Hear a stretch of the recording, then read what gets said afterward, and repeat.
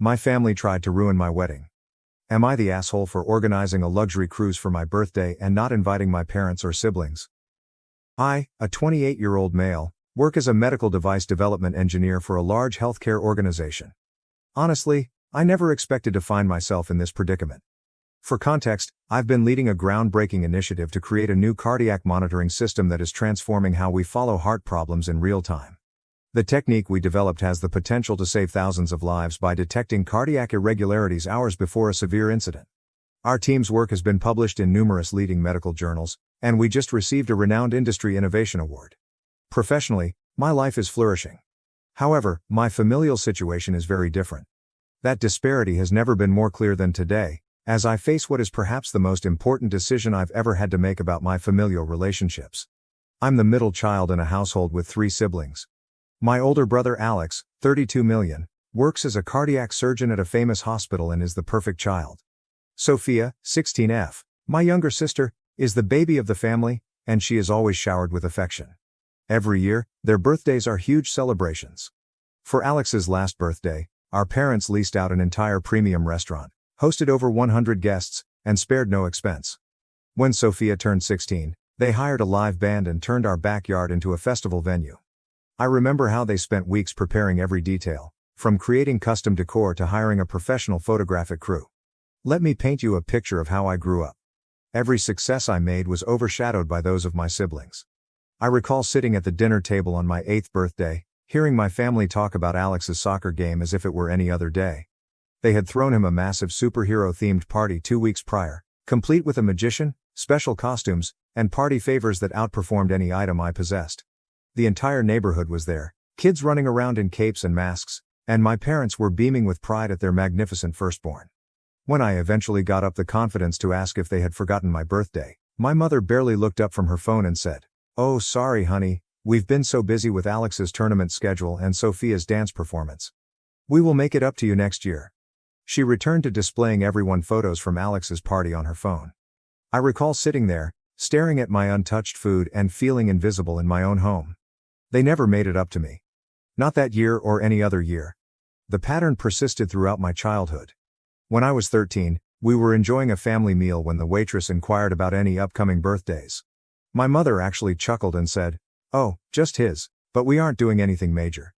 He's not the type to require much." Everyone at the table giggled, as if it were a light-hearted joke. When I think back to that moment, the shame still burns in my chest. Later following year, they threw Sophia a half-birthday party because she was disappointed that her birthday fell during the summer while school was out. The gap wasn't limited to birthdays.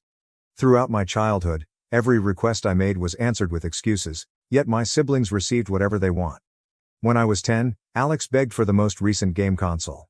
Our parents went 3 hours to another city to get it, stating, "Nothing's too much trouble for our future doctor." A few months later, I requested the local store for a scientific kit, which I planned to utilize for the school science fair. My mother disregarded it, stating, "That's too expensive right now." The following week, they purchased Sophia an iPhone simply because she mentioned wanting one in passing. They were not isolated incidents. Every accomplishment in my life was considered as an afterthought. I graduated from high school as valedictorian and was accepted into one of the top engineering institutions in the country. Most parents would be thrilled, right? I scarcely acknowledged it. My father simply responded, "That's nice," while gazing at his phone. My mother's only reply was, "Well, engineering was your backup since you didn't try for medical school like Alex." Alex was accepted to medical school the same month, and they celebrated with a wedding reception-themed party. They hired caterers, live music, and even had special decorations printed with the words, "Future Dr. Alexander" on them. 2 years later, when Sophia graduated from high school with ordinary grades, they hired a professional photographer, made a tribute video, and bought her a brand new automobile as a graduation present. My college graduation gift? A gift card to Best Buy. Now, let me tell you about my present career success, not to brag, but to demonstrate the stark contrast in how my family views accomplishments. For the past 2 years, I've led a team of 15 engineers in the development of a groundbreaking heart monitoring gadget. This is not just another medical device.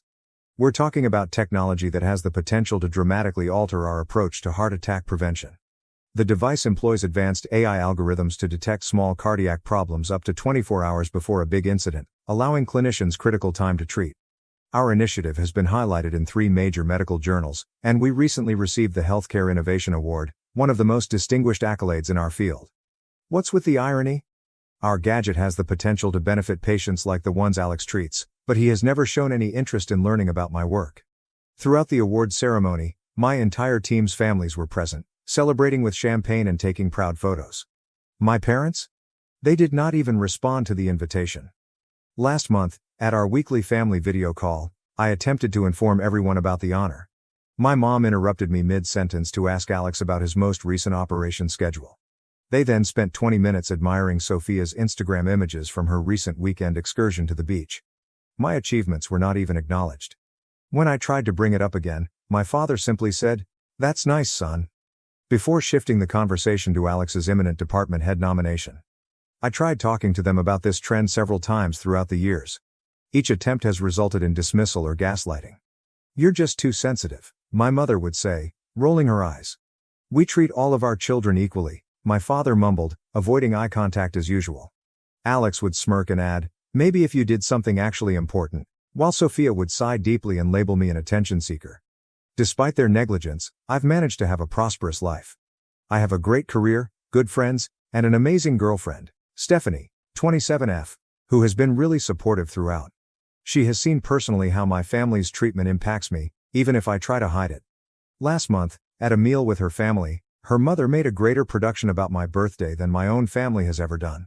She prepared my favorite cake, which she recalled from a casual talk months earlier, and gave me a nice work-related gift.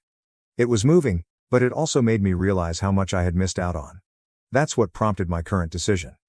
My birthday is in 3 weeks, and instead of preparing for another disappointment, I'm taking charge. I've booked a luxury cruise and organized a lavish celebration, not just any cruise. I have reserved a luxury suite package on one of the most prominent cruise lines.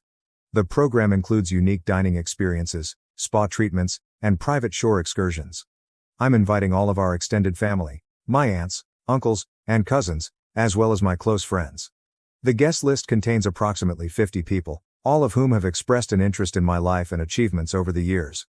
But here's the kicker. I'm intentionally excluding my immediate family. The invitations have already been sent, and I have something special planned for the major celebration dinner. I'm going to show a slideshow, and not just any slideshow. I've accumulated images and memories of all the birthdays they missed, accomplishments they overlooked, and occasions they made me feel invisible. Each image will be accompanied by a related image of how they celebrated Alex or Sophia on similar occasions. Is this petty? Maybe. But it feels necessary. I've also prepared a presentation about our medical gadget project, not to brag, but to demonstrate what I've accomplished while my family was too preoccupied with Alex's medical career. The gadget has already been licensed for clinical trials, and preliminary findings indicate that it could lower cardiac death rates by up to 30%. This might potentially save thousands of lives. The word spread through the family grapevine, and the emotions have been intense. My Aunt Susan, who has always been more aware of family dynamics, immediately responded yes, and called to say she is proud of me for sticking up for myself. Several cousins have also offered their support, stating that they have noticed how I have been treated over the years but were unsure how to handle it. However, not everyone has been supportive. Some relatives describe me as petty and immature. My mother has been blowing up my phone, leaving voicemails alternating between guilt-tripping, "How could you do this to your mother after all we've sacrificed for you?" and threats. "You'll regret this behavior, young man." My father wrote his normal passive-aggressive text about how I am tearing the family apart and creating unnecessary drama. Alex called me childish and advised me to grow up and accept that some people just achieve more in life. Sophia wrote a cryptic, hostile social media post about attention-seeking behavior and toxic siblings who can't handle others' success. But my friends and Stephanie absolutely support me. My best friend from college, who has seen my family dynamics for years, said something that really resonated. "Sometimes it takes a great act to disrupt destructive patterns. You've attempted to talk to them quietly for years. Maybe they'll finally listen." Stephanie has been especially fantastic throughout this. She's helped me organize every aspect of the cruise, from the meals to the decorations. She reminded me that this isn't about vengeance, it's about finally standing up for myself and refusing to be the forgotten child any longer. Her encouragement has shown me what a good family dynamic should look like. The cruise is booked, invites have been sent, and there is no going back now. Most of the visitors have already said yes, with many expressing enthusiasm for both the event and what it represents. Some relatives are plainly split between wanting to support me and being concerned about the potential for conflict with my parents. Surprisingly, most people are still opting to come. I created a special Instagram hashtag for the event and began posting teases about the approaching celebration. My mother saw these posts, despite being blocked. She created a bogus account and called my aunt in tears, screaming that I was publicly humiliating the family. Everyone understands the hypocrisy of her now caring about family disgrace after years of publicly ignoring me. I understand that this may appear radical to some people. Perhaps it is. But after 28 years of being treated as an afterthought, of seeing my siblings lauded while I am disregarded, of having my accomplishments discounted and my feelings questioned, it seems necessary. This isn't just a birthday celebration anymore. It's about taking control of my story and telling my family that I'm not going to be the invisible middle child any longer. The cruise will set off in 3 weeks. Half of me is delighted to finally celebrate myself properly, but another half is concerned about the consequences. Some friends say I should have broken contact discreetly rather than making a statement, but I believe I needed to do so, not just for me, but for any middle kid who has ever felt ignored. Am I taking things too far? Should I have taken a less dramatic approach to this situation? The cruise is paid for, and the majority of guests have confirmed, but I'm still wondering if I'm burning bridges that I might wish to cross again in the future. I would welcome any suggestions, especially from individuals who have experienced similar familial situations. Update 1. It's been 2 weeks since the cruise birthday celebration, and I need to tell you what happened because things have escalated beyond my expectations. The cruise itself was amazing. Almost everyone who had RSVP'd turned up, around 45 people in total, including the majority of our extended family and close friends. I presented my slideshow during the first night's welcome dinner in the ship's premium restaurant. The crowd fell silent as photos appeared on the screen. Empty chairs at my childhood birthday dinners juxtaposed with Alex's grandiose festivities? My overlooked academic successes next to Sophia's recognized occasions. What I didn't expect was my Aunt Carol to burst into tears halfway through, claiming she had never realized the enormity of the disparity. Several additional relatives stated that they had seen the unequal treatment but had not realized how systematic it was until they saw it set out chronologically. The presentation on my medical gadget project garnered a resounding response. My uncle Robert, who works in hospital administration, even approached me about deploying our monitoring system at his facility. It's funny how my professional accomplishments suddenly become impressive when validated by others. But this is where things became intense. On the second day of the vacation, my mother convinced the cruise line to let her board at our first port call. She stated she was a surprise visitor invited to the celebration. Security let her through because she had images of me on her phone that proved she was my mother. She stormed into our lunch gathering, mascara flying, yelling about how I was attempting to turn the family against her. "After all we've done for you?" she shouted in front of everyone. "You ungrateful and hateful child." Stephanie attempted to intervene, but my mother turned on her, accusing her of poisoning her son against his family. The big shock came when my normally quiet Aunt Margaret rose up and challenged my mother. "Helen," she continued firmly, "we have all seen you prefer Alex and Sophia for years. We said nothing since we did not want to intervene. But this is over now."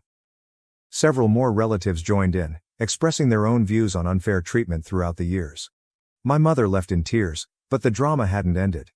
That evening, Alex and Sophia carried out a concerted social media onslaught. They shared childhood images with notes criticizing ungrateful siblings and attention-seeking behavior. However, it backfired terribly. People began commenting with their own insights about how I had been handled differently throughout the years. The cruise lasted 3 more days, then something unexpected happened. Without my immediate family around, I experienced what genuine family support is like. My cousins shared anecdotes about their own experiences with partiality. Uncle James, whom I had always assumed was distant, confessed that he had followed my career via business publications and was truly happy of my accomplishments. When we returned, I saw over 30 missed calls from my parents and a lengthy email from my father. For the first time, he acknowledged the inequality in how they treated us, but in a way that made matters worse. We focused more on Alex because he was following the family medical tradition and on Sophia because she needed extra support. "You were always so independent and capable, we thought you didn't need the attention." The fallout has persisted. Yesterday, my mother arrived at my office, causing a disturbance in the foyer. She requested to meet with me, telling the security guard how I was breaking her heart and destroying our family. My colleagues witnessed the entire incident, and my supervisor later summoned me in to make sure I was okay. Surprisingly, He recounted his own experience breaking free from poisonous family dynamics and expressed his entire support. Stephanie's family has been fantastic throughout this. Her parents asked me over for supper last night and told me they consider me a member of their family.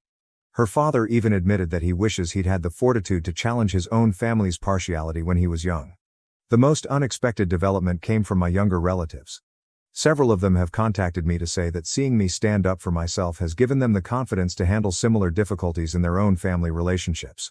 My cousin Jenny even included our narrative into her psychology class presentation on family systems and partiality. Looking ahead, I've resolved to stick to the restrictions I've set.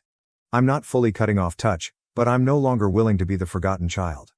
I've blocked my siblings on social media and created email filters for my parents. My new policy is simple: I will only interact with family members who respect me and acknowledge their previous behavior. Stephanie and I are considering moving in together, possibly to a different city where her employer has an office. The distance may be beneficial, allowing everyone time to process and reflect. Thank you to everyone who has advised me on this problem. The trip may have appeared to be an extreme gesture, but it brought concerns to light that had been festering for decades. Sometimes you need a major moment to break old habits. The next post will most likely come after my parents' next wedding anniversary event, which I have already decided not to attend. Change is difficult, but important. Update 2. It has been 6 months since my last post, and I can't believe I'm writing this, but the situation has worsened much worse. What's the biggest news? Stephanie and I are engaged. What should have been a happy occasion has turned into another family drama. Following the cruise incident, I had little contact with my immediate family, preferring to focus on my relationship with Stephanie. The suggestion came at an ideal time, during a weekend trip to showcase our medical product at a healthcare conference. She's been my rock during all of this family drama. However, things turned ugly during our venue tour last weekend. We were touring our third potential wedding destination, a lovely historic building with a garden ceremony area. Halfway through the trip, I heard my mother's voice echoing down the corridor. They had somehow learned about our venue tour schedule. Later, I realized that my cousin Lauren had unintentionally disclosed it in the family group chat. My parents arrived with Alex and Sophia in tow, like some sort of intervention team. My mother immediately began telling the venue coordinator about her idea for the wedding, completely ignoring Stephanie and me. When I firmly said that they had not been invited and needed to leave, my mother burst into tears in front of the venue personnel and other couples who were visiting the space. What occurred next still seems strange. Alex, the responsible older brother, attempted to pull me away for a family discussion. When I declined, he remarked, "This is what happens when you let the middle child make important decisions." Sophia was shooting everything with her phone, perhaps for a dramatic social media post. The venue planner, bless her heart, quickly recognized the situation and had security escort them out, but not before my mother yelled that she would never forgive this betrayal, and that I was breaking your father's heart all over again. Here's the thing, they didn't just come across us. They had obviously planned this. They brought printed images from my childhood of good family occasions, which they planned to exhibit to the venue workers. My mother even brought her old wedding album and discussed family traditions that we needed to incorporate. After they left, we discovered that they had already visited our other 2 potential wedding locations earlier that week, informing the staff that they were the key decision makers. They even attempted to put down deposits to secure the dates. Stephanie was naturally shaken. Her family was appalled when they learned what had transpired. Her father, who is generally very polite, called my father immediately to inform him that their behavior was unacceptable. This sparked more controversy, with my father accusing Stephanie's family of stealing his son. We have recently chosen to drastically rethink our wedding arrangements. Neither of the venues on our original list will be used. We're now looking at venues outside of our area, and we've engaged a wedding planner who specializes in dealing with delicate family circumstances. She is putting in place stringent security measures and a thorough guest screening process. What's the silver lining to all of this? Our bond has only gotten stronger. Stephanie and I are more confident than ever that we are making the proper decision to begin our lives together away from poisonous family relationships. I've also received unexpected help from my colleagues. My employer, remembering the recent event at our office, has approved additional security measures at work. He has even volunteered to host our wedding on his vacation property if we choose a fully private setting. The difficult element isn't the drama itself. It's recognizing that my wedding day, one of life's most important occasions, is being turned into yet another battleground for my family's turmoil. But this time, I am not backing down. Stephanie and I deserve to spend our day the way we want. We're going forward with our plans, but with increased security and an extremely selective guest list. Our wedding will be a celebration of love and happiness, not just another stage for family drama. Update 3. It's been 3 months since my last update, and I'd like to explain what happened at our wedding. This will be my final update since, following what happened, I've made a definitive choice about my family relationships. The wedding day began nicely. We found a stunning private estate 3 states away, hired security, and implemented stringent guest screening. Stephanie looked amazing, and our closest friends and selected family were present to support us. The morning preparations went well, and Stephanie's family made everyone feel loved and included. Despite all of our efforts, my mother was able to enter just as the officiant was about to begin the ceremony. The doors flew open, and my mother dashed down the aisle, my father trailing behind her like a reluctant shadow. What came next was bizarre. Instead of the standard "I object" moment, my mother launched a full-fledged show about how ungrateful I was. She had prints of family portraits, which she began handing to stunned guests as a bizarre wedding favor. What truly crossed the line was when she turned to Stephanie and remarked, "Good luck on this one. He's been bitter his entire life." But this is where things changed. Instead of letting this wreck our day, I finally mustered the courage to speak all I'd been holding back. I came up and quietly informed my mother, "This is not about you. It never was. This refers to your incapacity to love your children equally. Today is not about the past. It is about my future with Stephanie." The security team moved to escort my parents out, but my mother had not finished. She turned to the guests and began divulging sensitive family facts, attempting to embarrass me. That's when Stephanie's father intervened. He stepped between my parents and us, with serene power, saying, "You have made your point. Now, leave my children alone." The term "children" had a strong impact. In that moment, I understood I'd discovered what I'd been hunting for all along, a family willing to adore me. After being escorted away, something unexpected occurred. Several guests, even distant cousins who had watched my family's behavior over the years, spoke up to express their observations. My cousin's wife, a family therapist, discreetly informed me that my mother's behavior exhibited classic indicators of narcissistic family dynamics. We proceeded with the ceremony, which was magnificent. Stephanie's brother delivered a heartfelt tribute at the reception. He discussed how family is more than simply DNA, but also about individuals who celebrate your accomplishments and support you during difficult times. The next morning, my father called. For the first time in his life, he admitted their favoritism, but in a way that made everything plain. He responded, "We only pushed Alex and Sophia more since you were so capable on your own. You must understand, it was easy to concentrate on them." That was it. That admission of taking the easiest road rather than being fair parents solidified my decision. I'm done trying to understand or repair this connection. I'm over expecting they'll change or suddenly become the parents I needed. I have officially changed my phone number. Our new house address is not listed. I took a promotion that puts me in charge of our company's West Coast expansion, which means we'll be moving across the nation. Stephanie's employer also has an office there, and her family has already made plans to visit. The medical device initiative continues to save lives. Last week, we received statistics indicating that our technology had avoided over 200 possible cardiac incidents. Alex still works at the same hospital that rejected our device implementation proposal, which is ironic given that it could have helped his patients. Thank you to everyone who has been following my story. Your support gave me the courage to speak up for myself and set boundaries. To anyone dealing with similar family dynamics, you deserve to be honored, you deserve to be seen. Sometimes the family you choose is more significant than the one you were born into. This will be my final update because there is nothing else to say. I'm not angry anymore, I am not hurt, I'm just finished. My new family, Stephanie, her family, our friends, and those who truly care about us, is my primary priority right now. Walking away from a situation is sometimes the healthiest option. It is not about vengeance or punishment. It is about choosing serenity, joy, and surrounding oneself with others who actually appreciate your existence. Karen and her husband attacked me and stole my PS5 from my trunk, despite the fact that the box contained coal. An entitled Karen attacked me in the parking lot and grabbed what they thought was a brand new PlayStation 5 from my trunk. Unfortunately for them, in an unusual twist of destiny, what they stole was full to the brim with coal.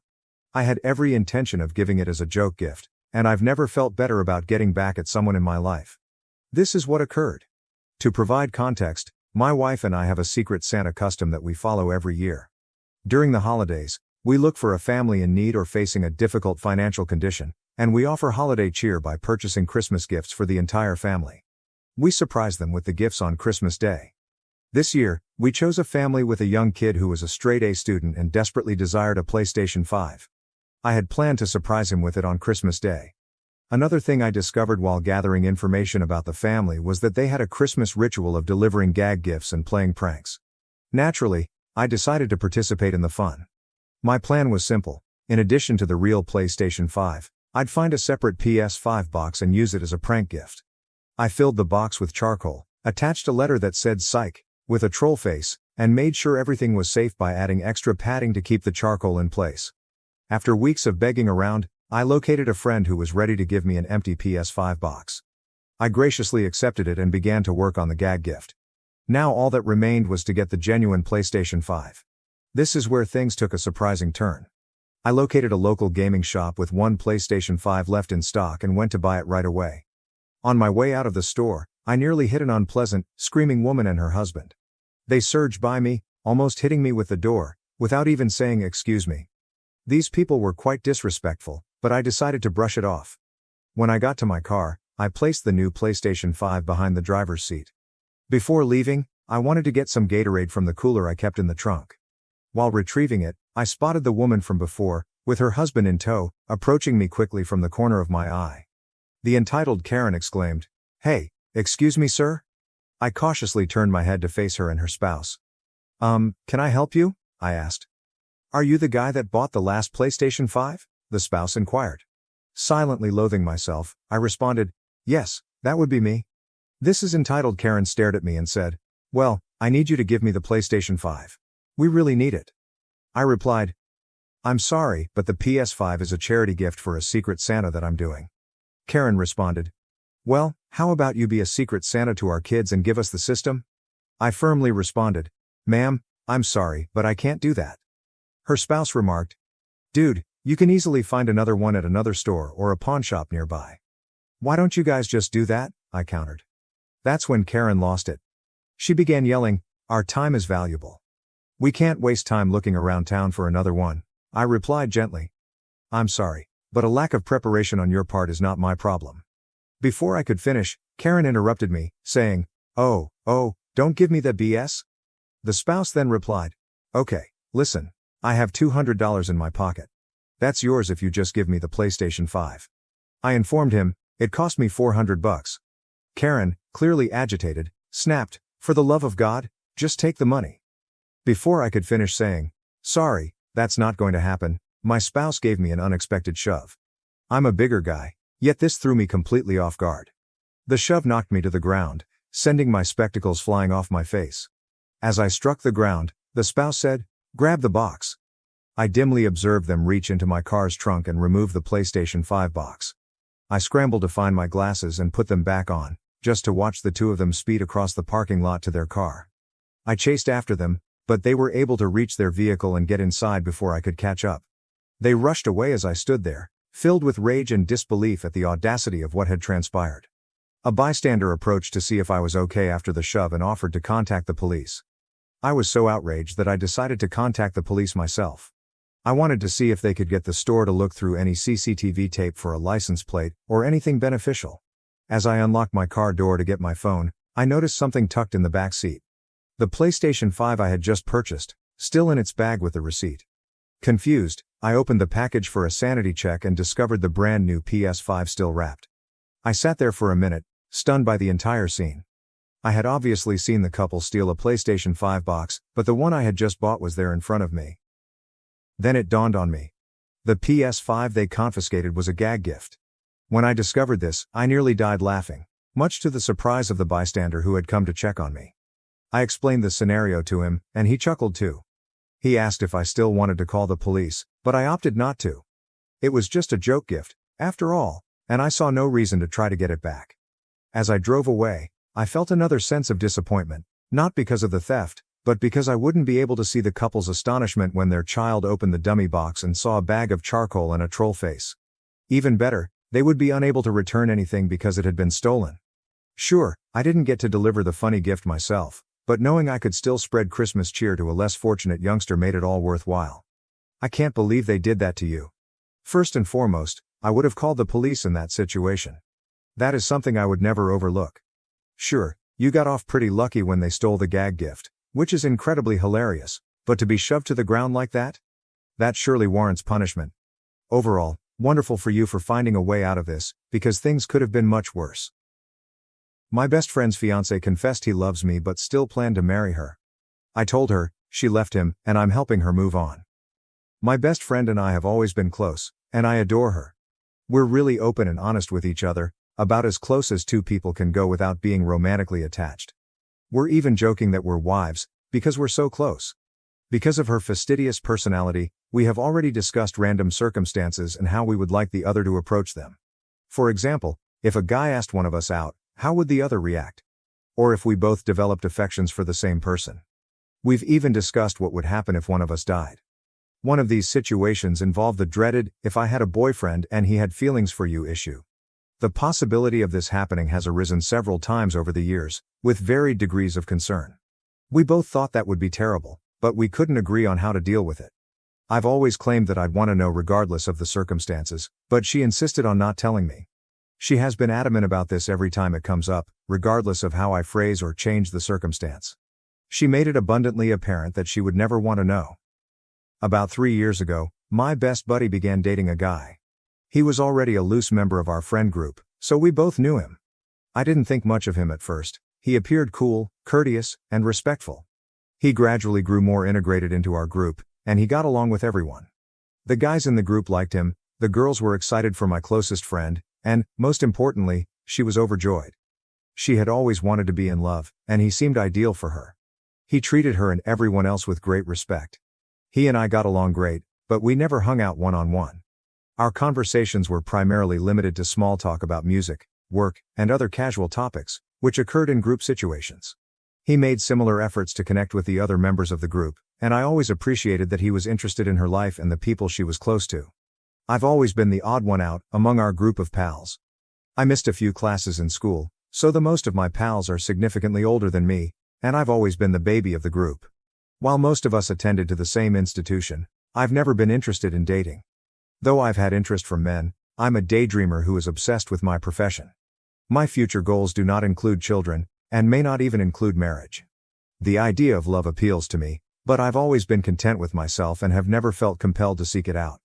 This resulted in an ongoing joke among our friends about me dying alone, surrounded by dogs. It was innocent fun, and the guy joined in on the jokes. Over time, I observed that he was particularly concerned in my love life, urging me to follow my goals and take my time. My best friend always did the same thing, so I didn't think much of it. Until about 4 months ago, I met a man, 25 million, who utterly swept me off my feet. We'll call him Max because that is his name. It was very unexpected, he just swooped in, and we've had a lovely, fairy tale-like romance. Because of my lack of experience with relationships, I've spent a lot of time discussing my sentiments with my best buddy. She's pleased for me, offers advice, and is usually quite supportive. Her fiancé, let's call him Guy, is often present during these chats and occasionally contributes. Everything seemed wonderful and awesome until Guy started acting strangely. We'd be hanging out as a group, and I'd relate a tale about Max. Guy would suddenly act strangely, informing me that seemingly typical things Max did were red flags. For example, when Max unexpectedly came up to take me stargazing late at night, which I appreciated because I enjoy surprises and work in astronomy, Guy went on about how hazardous it was for me to go alone, blah, blah. Guy has always been polite, supportive, and considerate to others. His judgment is so respected that my best friend began to question Max's intentions solely because Guy expressed doubts. Meanwhile, all of my other pals thought Max sounded fantastic and dismissed Guy's conduct as strange. During this time, Guy told me that he planned to marry my closest friend. I was ecstatic for them and pledged to keep it a secret. He told me because he wanted advice on the ring and how my best friend wanted to be proposed to. Everything appeared fine until it wasn't. The tipping point occurred when Max met my friends for the first time. Everyone liked him, and he appeared to get along with everybody. Max and Guy were speaking off to the side when Guy abruptly dropped his drink on the table and walked out of the pub. My best friend became perplexed and pursued him, while I approached Max to find out what had happened. Max appeared shocked. He told me that Guy had been performing the big brother thing, which he had learned from a number of the guys in the group. The majority of them were joking around, but Guy was much more serious. He stormed out after Max expressed how serious he was about me. Max told him that there was no need for concern because he would never injure me. Later on, Max speculated that Guy might be envious. I was hesitant because Guy had never done or said anything to indicate that he had affections for me. He'd always treated me the same as the rest of the group, despite the fact that we spent more time together because I frequently visited him and my closest friend's house. I decided I'd had enough of the stress and messaged Guy. First, I inquired if he was okay.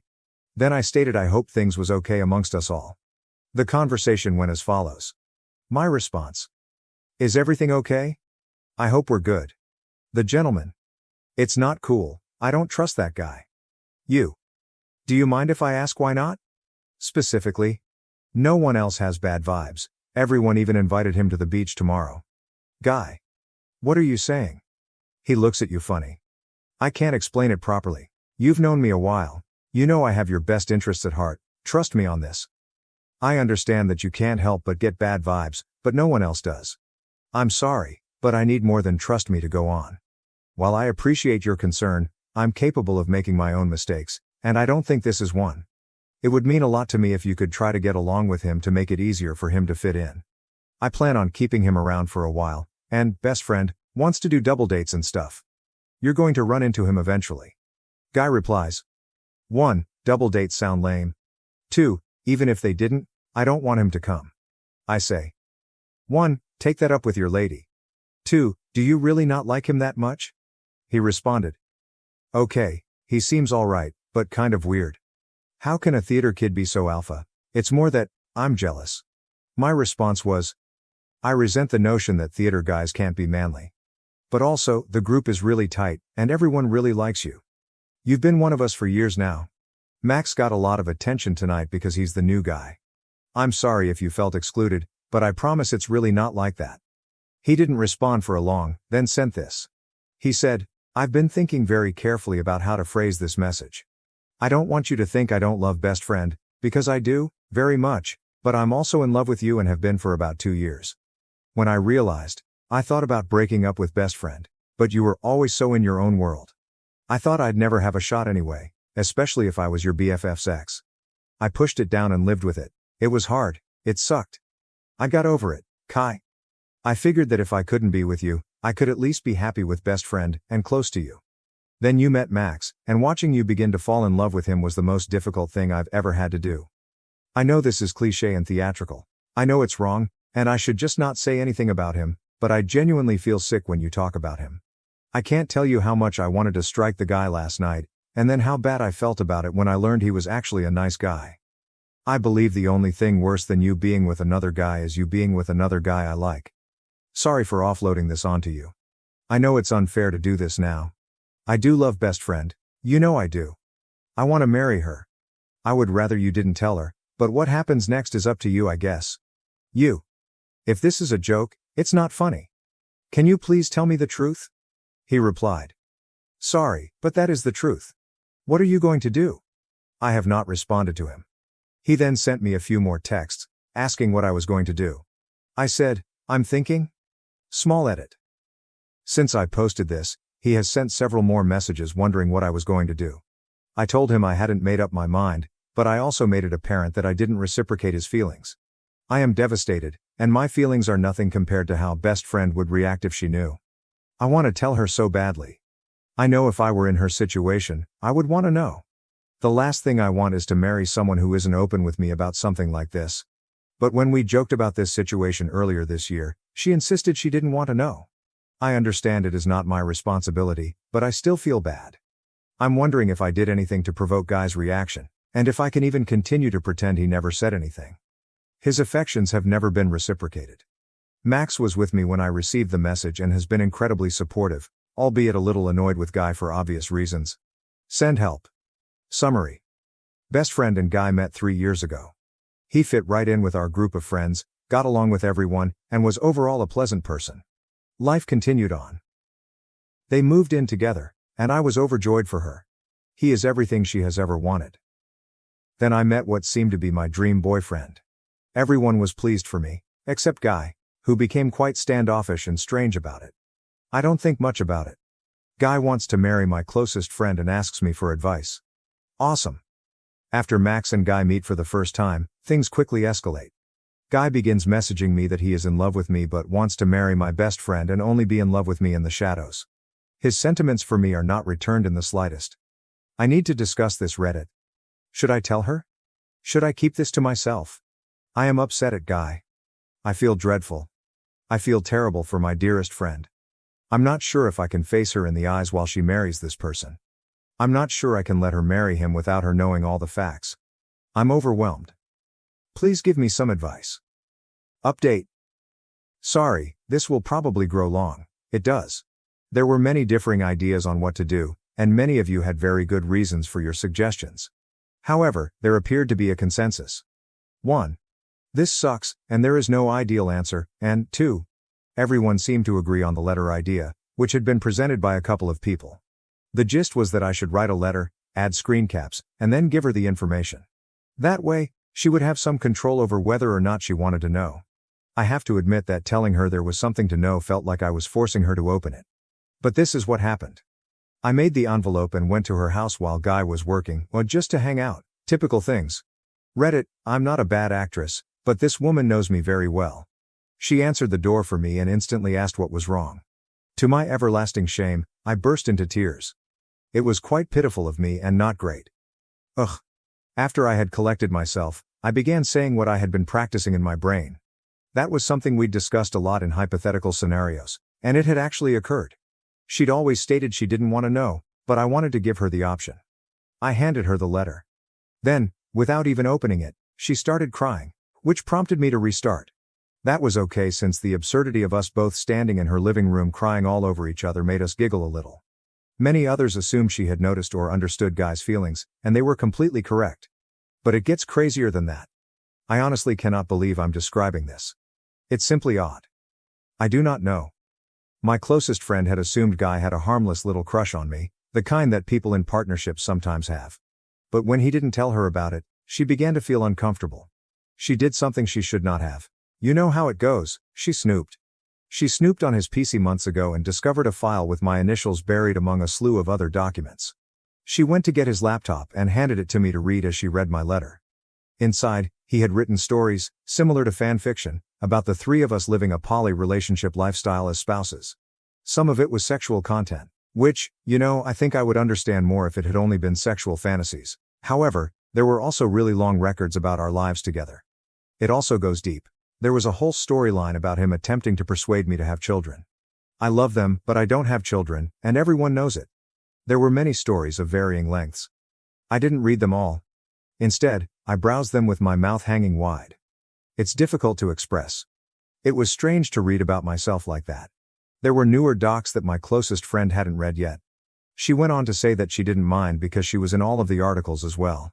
That reassured her of his love for her, but having me in their lives in that way was clearly not ideal for her. She was disturbed by the way he had spoken to me in the previous day's messages and those he had sent since. I asked her many questions, including whether she felt safe. She stated she did. When I asked her what she wanted to do, she stated she wanted to leave him. She also apologized for not informing me earlier.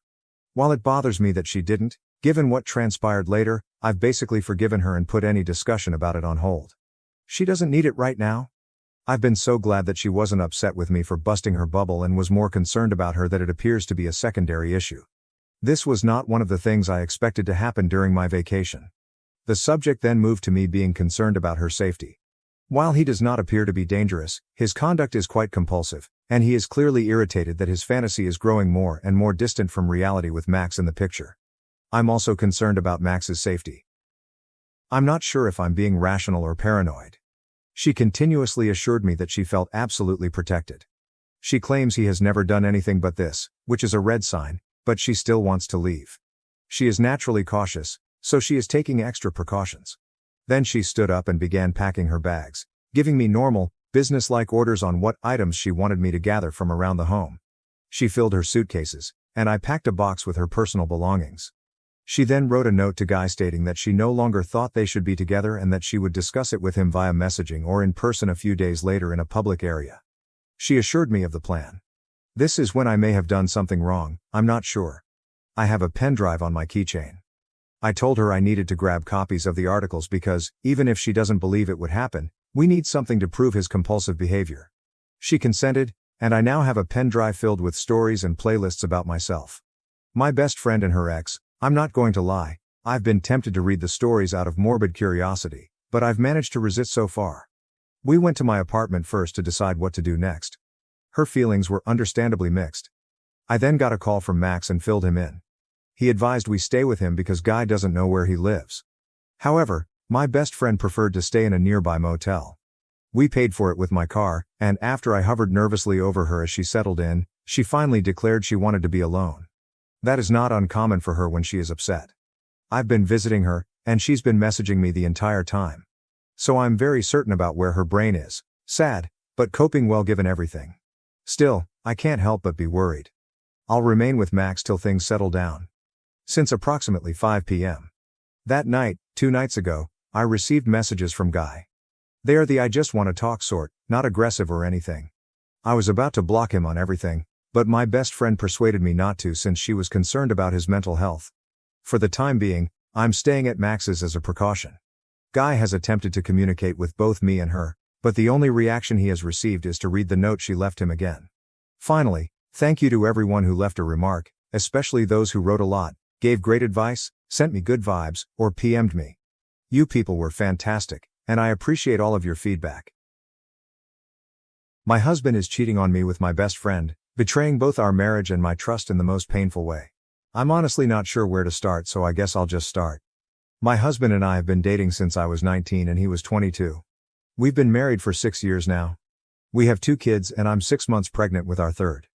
2 years ago I found out my dad has stage 3 colon cancer. My dad is my only parent as my mom passed away when I was 12. He's my favorite human and life without him doesn't seem as colorful.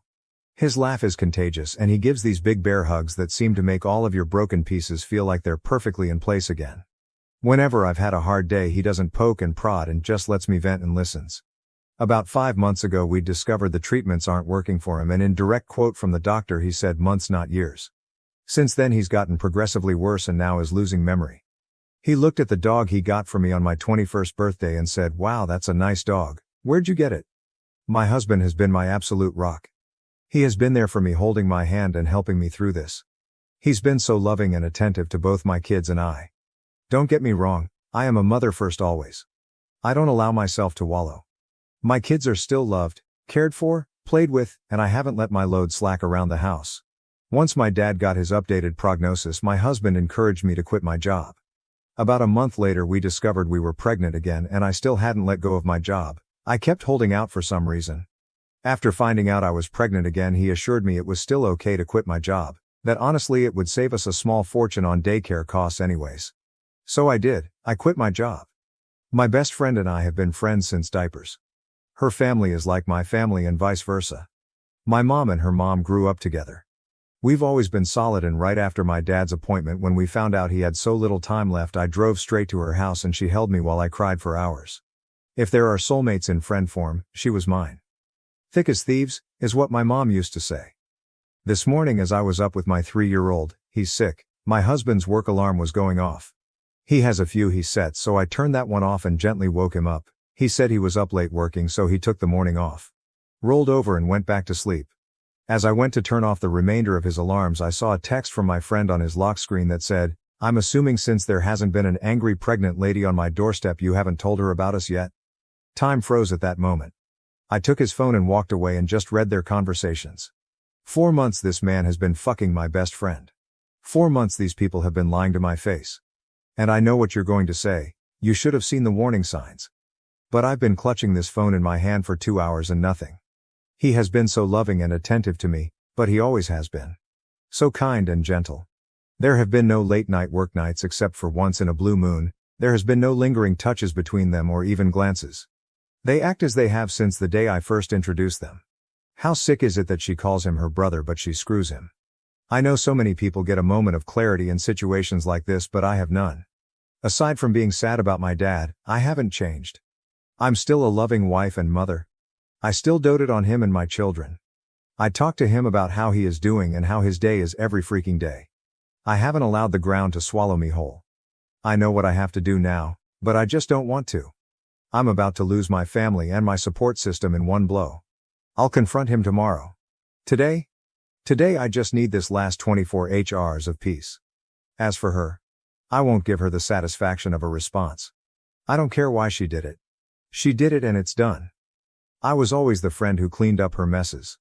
After today I will cut her out of my life like she never mattered at all. This has to be the hardest storm I'll ever weather, but damn it I know it'll sail through it. If not for me, for my children. Update 1. A small update about everything going on since my kids are now in bed for the night. I spent the morning gathering everything I could and making a checklist. I sat in my office for the better part of the morning telling my husband that I was preparing things for my dad. Not a total lie. I did have to get him sorted with hospice today. My boss would be happy to have me back, however my lawyer said pump the brakes on that idea for the time being.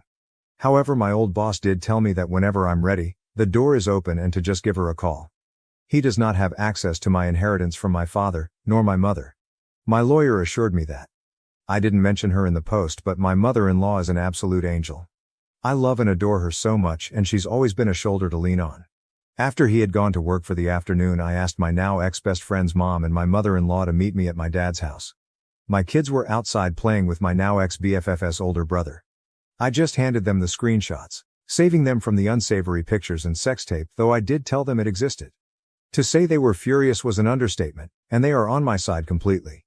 Angie, my now ex-BFF's mom, is ready to cut contact with her daughter completely. She kept repeating how sorry she was. We hugged and cried together. My mother-in-law told me she couldn't believe she raised a spineless terrible human. That no matter what happens I will always have her and as far as she's concerned she doesn't have a son, only a daughter. After an in-person meeting with my lawyer we went over finances, logistics, and everything you could think of. She has all of the proof and she's out for blood. With this post now on TikTok I don't want him to find out by an app because one look at the story and he'd know it was about him. With permission from my lawyer.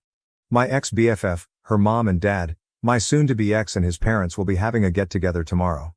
By the time they're sitting down and showing them everything and that I know. My dad, my kids and my ex-BFF's brother, he's coming to help me juggle the kids and my dad, being big and pregnant doesn't help with mobility, will be at my dad's cabin a few hours away enjoying time and space. I know a lot of people were hoping for me to get revenge or do psychological warfare but honestly after my kids went to bed I took a shower and just broke. I don't have the strength or energy to dish anything out. I just want out. Pretending like everything was okay today was too exhausting and I just don't want to do it. Once he finds out tomorrow I'll update with the aftermath, as I'm sure it will be huge. As for now, thank you all so much for your kindness, warmth and support. Truly.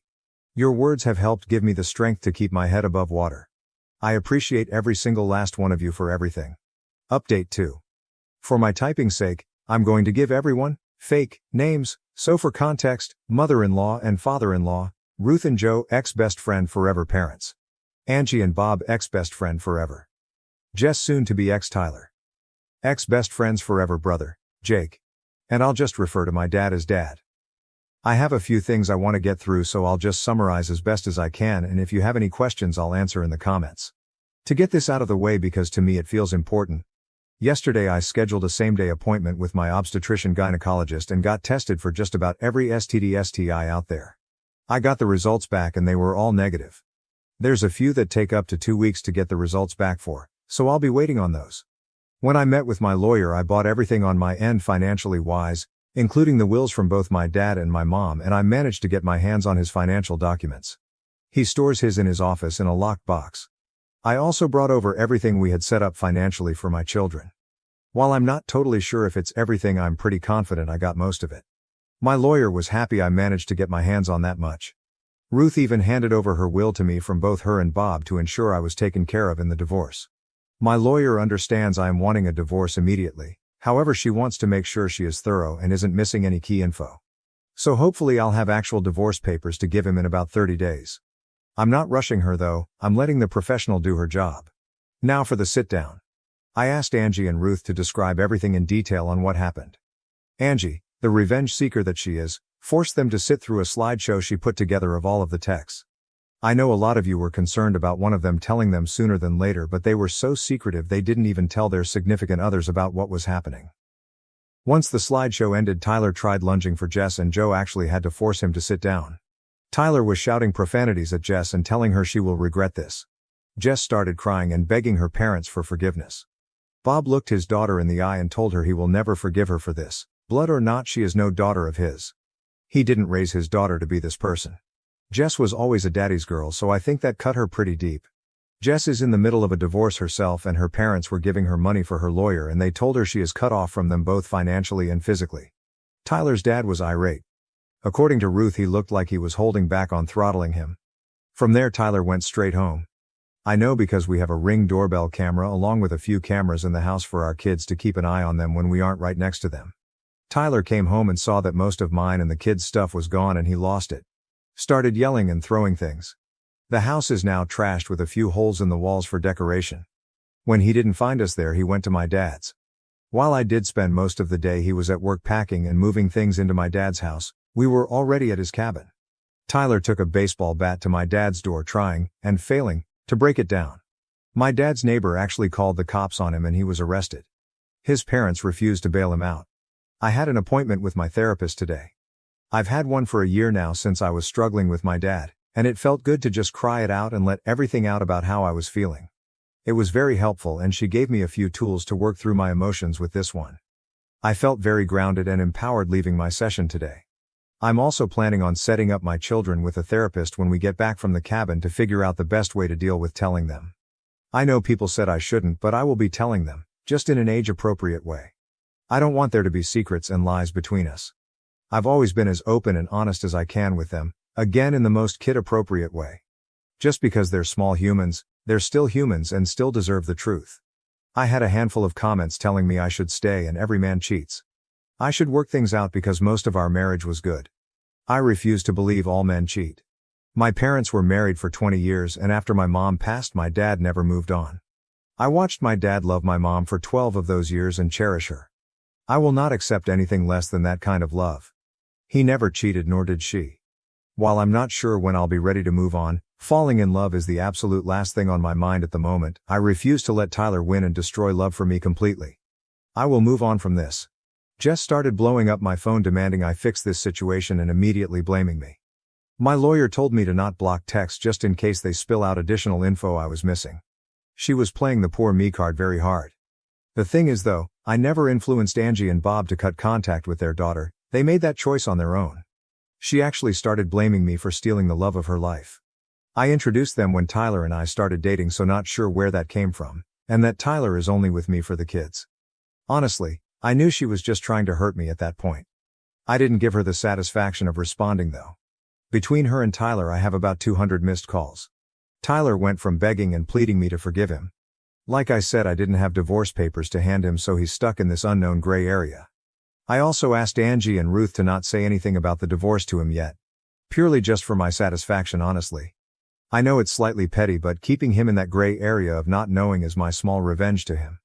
To threatening to call the cops on me for kidnapping, telling me Jess wasn't the only one, bingo, just what I was looking for, to telling me I'm a stuck-up bitch, to threatening me, to back to begging me for forgiveness.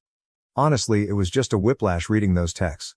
I'd be lying if I said that those texts didn't hurt me and terrify me all at once, but I refuse to let them break me.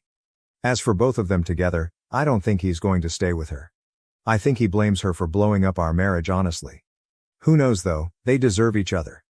I was initially okay to do a 50-50th split with Tyler for custody, but after his reaction I don't feel comfortable with that, so I'll likely be going for full custody. Jake has about 30 days of leave he's saved up, and he's going to be using them to help the kids and I get settled at my dad's house, and honestly to be there in case Tyler tries showing up going crazy again. He's been such a big help to the kids and I lately, and I'm forever in his debt for this. Last night after the kids went to bed, he hooked up his Xbox and we played a game called Diablo 4 together to help me take my mind off of things. It was fun. However, he did sort of confess that he's always had feelings for me somewhere in the midst of things, but also told me to not say or do anything back.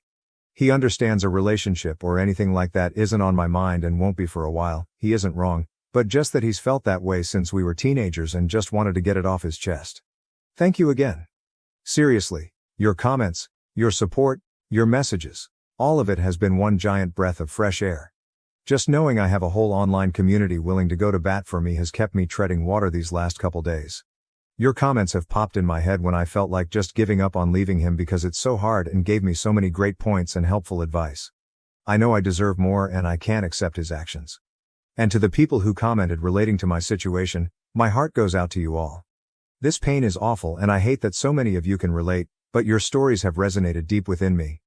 You all keep commending me for my strength and my personal favorite is telling me how proud of me you are.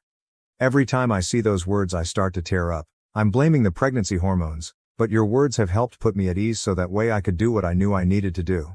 So I'll leave this here for now. If anything of importance happens when I go back home I'll update further. Thank you all, and I hope you have a wonderful evening. Questions in the comments. Hobbit Bones. I'm sure many of us would like to know, have you told your lawyer that you want to go for full custody? And have you saved those messages your soon-to-be ex said with threats toward you and your children? I'm sure you have since you saved screenshots of messages the first time. You've handled this really well. You've done all the right things to gather evidence and protect yourself. I'm proud of you. And I really wish the best for you and your children. OP answer. I forwarded everything to her as well as telling her he was arrested and she responded with, full custody. And I agreed. Thank you, truly so much. A comment deleted after an overwhelming number of downvotes faulted OP for taking her kid's father away from them. To this OP replied, I'm not taking away their father. I will not keep them from him at all. But yes, I will most likely go for full custody. Not out of bitterness or spite because I could simply never be that person. There is zero excuse for punching holes in walls, and trying to break down my dad's door, threatening to unalive me, unalive our children. If he wants to see them I will allow supervised visits. Maybe in the future if he gets therapy and help for those thoughts and actions I'll allow it. For now my mind is made up. You may see it as running away, but I see it as taking space to comprehend what has happened to my life and allow myself breathing room. My entire future I had carved out for myself and my children has exploded right in front of my face. That deserves breathing room. And yes, I allowed others to confront what they did to me, simply because I don't have the mental capacity. My focus is on my kids and my dad, everything else is background noise. Honestly, even if I did confront them myself, my in-laws and ex-friends' parents would have had their own confrontation regardless. I am fully aware I will have to face the music one day, however today is not that day and I plan on enjoying that for the time being. People doubted if OP's story was true as the break between updates was quite short, with comments like, all this in 1 day and a half. To which OP replied, my doctor's appointment took an hour at max, most OBs do same-day appointments for urgent reasons.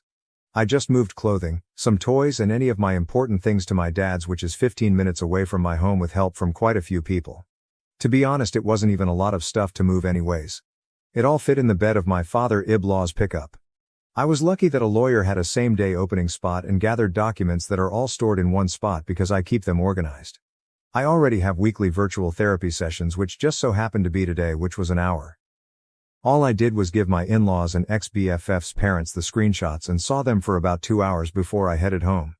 Which I usually spend time with my dad in the evenings so he was fully aware of where I was, but I asked him to stay home and start dinner instead of coming. And drive to a cabin. I found out yesterday around 6-7 a.m. Do people not understand how little actually happened? Jess, I was hoping it wasn't you when I saw this on TikTok but obviously it is you, Kirsten. I told you to break up with him. I told you Tobias was in love with me. You refused to listen. I told you my husband left me because he was cheating but it was because Toby told me we could run away together and we could be together. You ruined everything and now he won't speak to me. You need to clean your mess up instead of posting on socials being a pathetic POS. You're unbelievable. Did you think I wouldn't see this and find out? I hope you miscarry. Technical_pumpkin_65s, also somebody in OP's life, reply to Jess? Are you serious, Jade? Apparently Jess's real name. Coming here and playing the victim, you disgusting fake human being. Not only that but you expose yourself by telling the real names, now everyone will know it's you and your entourage. You are so jealous and have a huge obsession with Kirsten that you ruined your own life after all the mess you created. It's obvious Toby never loved you but just wanted to use you for his pleasure. There is nothing more easier to manipulate than a jealous freak who has an obsession with him. If he really wanted to run away with you he would have done it a long time ago but he lied to your face with the one big excuse ever, I stay for the kids. Ha ha ha, you are the clown, well **** here not victim, that's why even your own parents cut you out from their lives too. You are such a shame as a woman, but also as a human being, you pretend to befriend and betray not only her but your family and your own husband. Can't wait to hear what will happen to you when more people will know around you. You will finally receive the treatment you deserve, especially after wishing her to lose her baby. Karma will do his job now. OP's reply to Jess: you told me to break up with him when I was 19 and you were engaged to another man. You never said why. You never said anything about him, because if you did I never would have been married and you would have been cut out sooner. Also, no, I put fake names in the post to protect your identities, but if you want to blast yourself to the public, that's your choice, not mine. Update 3. Hi everyone. I know a lot of people are still asking for an update. Not much has happened, but here are the things that have happened. Tyler discovered the post and asked me if I was seeking a divorce. I said I was. He apologized for losing his cool. Asked if there was any hope for reconciliation. I said no. We did have a conversation about the kids, and he'll be allowed to see them with supervision, to which he agreed to. I had another meeting with my lawyer. Nothing of major importance happened. Nothing, and I mean absolutely nothing, has happened with Jake. He didn't take back his confession, but as I said, it's on the back burner for a long while. My kids' health and well-being take priority over all else. My dad's health is on a steady decline. He's now in the hospital with no release date in the immediate future. Please send over thoughts and well wishes his way. My kids are adjusting well. We have a therapy appointment for them scheduled next week to help them. My oldest has more questions than the rest, but I'm trying to save any big conversations for the therapy appointment, so I know I'm conveying the answers in a meaningful and the least harmful way. Also, my oldest made tryouts for the traveling soccer league. Yay. Oh, and the baby is doing great. Things have calmed down a lot. Truly. I feel like I have a better grip on things. I've been putting most of my focus on my dad and kids to keep myself busy. Thanks you friends for the love, support, and for checking in. New update. Hey everyone. I'm still getting daily messages and comments for an update, so here is what could possibly be my final one. My dad passed away about a week after my last update. I knew it was coming, but it still feels like a gut punch. Thank you to everyone who kept him in your thoughts. Truly. My marriage has officially ended. Once Tyler, I believe that's the fake name I assigned to him, please don't call me out if it's not, it's been a while, discovered just how serious I was about leaving him, he became compliant and was willing to give me everything I asked for in the divorce. So my lawyer opted for a dissolution versus divorce. The process is a lot quicker and goes smoothly. As of right now I have full custody while he works out his anger management and whatnot with therapy. I'm not sure if I'll ever trust him again with the kids, but I'm also in therapy, as are my kids. I'm not making any decisions at all right now when it comes to that. He gets supervised visits at a facility where there is an army of staff and security and someone is there at all times. That's once a week, and he does get video calls twice a week. The kids are adjusting pretty well. There are days when I think it affects them more, but they've suffered some big losses, so it's to be expected. I did decide to give the baby my dad's first name though. It just felt right. But the baby is doing so very well and is thriving despite the amount of stress I've had going on. I'm managing as best as I can with everything going on. I miss my dad like crazy and I'm still trying to figure out how to exist in a world where he doesn't. The grief still is so very heavy. I'm still mourning my marriage as well. I don't regret leaving him, but it still hurts me deeply. However, I'm picking up the pieces and making my life whole without him. My mother-in-law, well, ex-mill now I guess. I don't know. It still feels weird. And Angie helped me out so much. They've really allowed me to lean on them in these moments. Whether it be taking the kids for a little while or cooking dinner for us when I don't have the energy. I truly am so lucky to have them. And finally, to what you all have been waiting to hear about, Jake. Jake is now back in California. He tried extending his leave but the military said no. It was truly wonderful having him there and helping me. In the first few days after my dad's passing, he picked up so much slack for me that I will truly never be able to repay him for it. He is so patient and kind. That being said, nothing has happened between us. Though he did hold me while I broke down after the kids went to bed quite a few times. But that's the extent of it. No kissing or anything like that. He does call me and text me multiple times a day. Right now I just don't have any room in my life for romance. I have so much grief and the weight of being a single mom has been heavy. He hasn't pushed me on it either. He let me know that he meant every word he said and that he's willing to just be my friend until I decide I want more, if I ever decide I want more with him. I wish I could be the girl that jumps in with both feet, but the betrayal from my ex is still fresh and I'm worried I would burn anything out before it started. So I asked for friends and time to process everything else in my life before I even consider processing a new relationship. He happily agreed. Oh, and Tyler and Jess are not a couple. Most of you were right, he left her high and dry. Though I don't wish misery on anyone, I'd be lying if I didn't say I get the smallest amount of satisfaction that her life went up in smoke. She's been blacklisted from her family. And I know a lot of you said it's weird that her parents did that, but if you guys knew just how deep my bond went with that family, it wouldn't seem weird at all. Angie is like my surrogate mom. She gave me the safe sex talk, the period talk, she listened to me cry about the boys who broke my heart, she held my hand while I delivered my kids. When she talks about me, she calls me her daughter. She knew my mom for practically her whole life. She held my mom's hand when she delivered me, and if anything had happened to both of my parents, she's who I would have gone to live with. My parents had that in their will. So with all of that being said, please just be kind to me in the comments. I put this off for a few days because of how hostile some people were, and the prospect of being called a liar doesn't sound too appealing at the moment. Again, I can't thank you for the amount of light and love I've received from you. I promise I read every comment and message, I just haven't had the capacity to respond. You have really helped brighten my days with all of your words of encouragement. I appreciate you all. I am so lucky to have an army of internet friends, you guys are the best. Mother-in-law ruined my wedding. By spiking my drink, then tried to buy my forgiveness with $5K, now we're left to navigate the fallout. My mother-in-law secretly spiked my drink at my wedding, causing me to faint and ruin the reception. Now she's trying to buy my forgiveness with $5,000 because my husband has made his decision. Hi everyone, I'm Rachel, 27F, and I just got married a week ago to my wonderful husband Jaden, 32M. The wedding felt like something straight out of a telenovela. This whole journey began 2 years ago at a local coffee shop. I was a regular there, always needing my morning caffeine fix to start the day.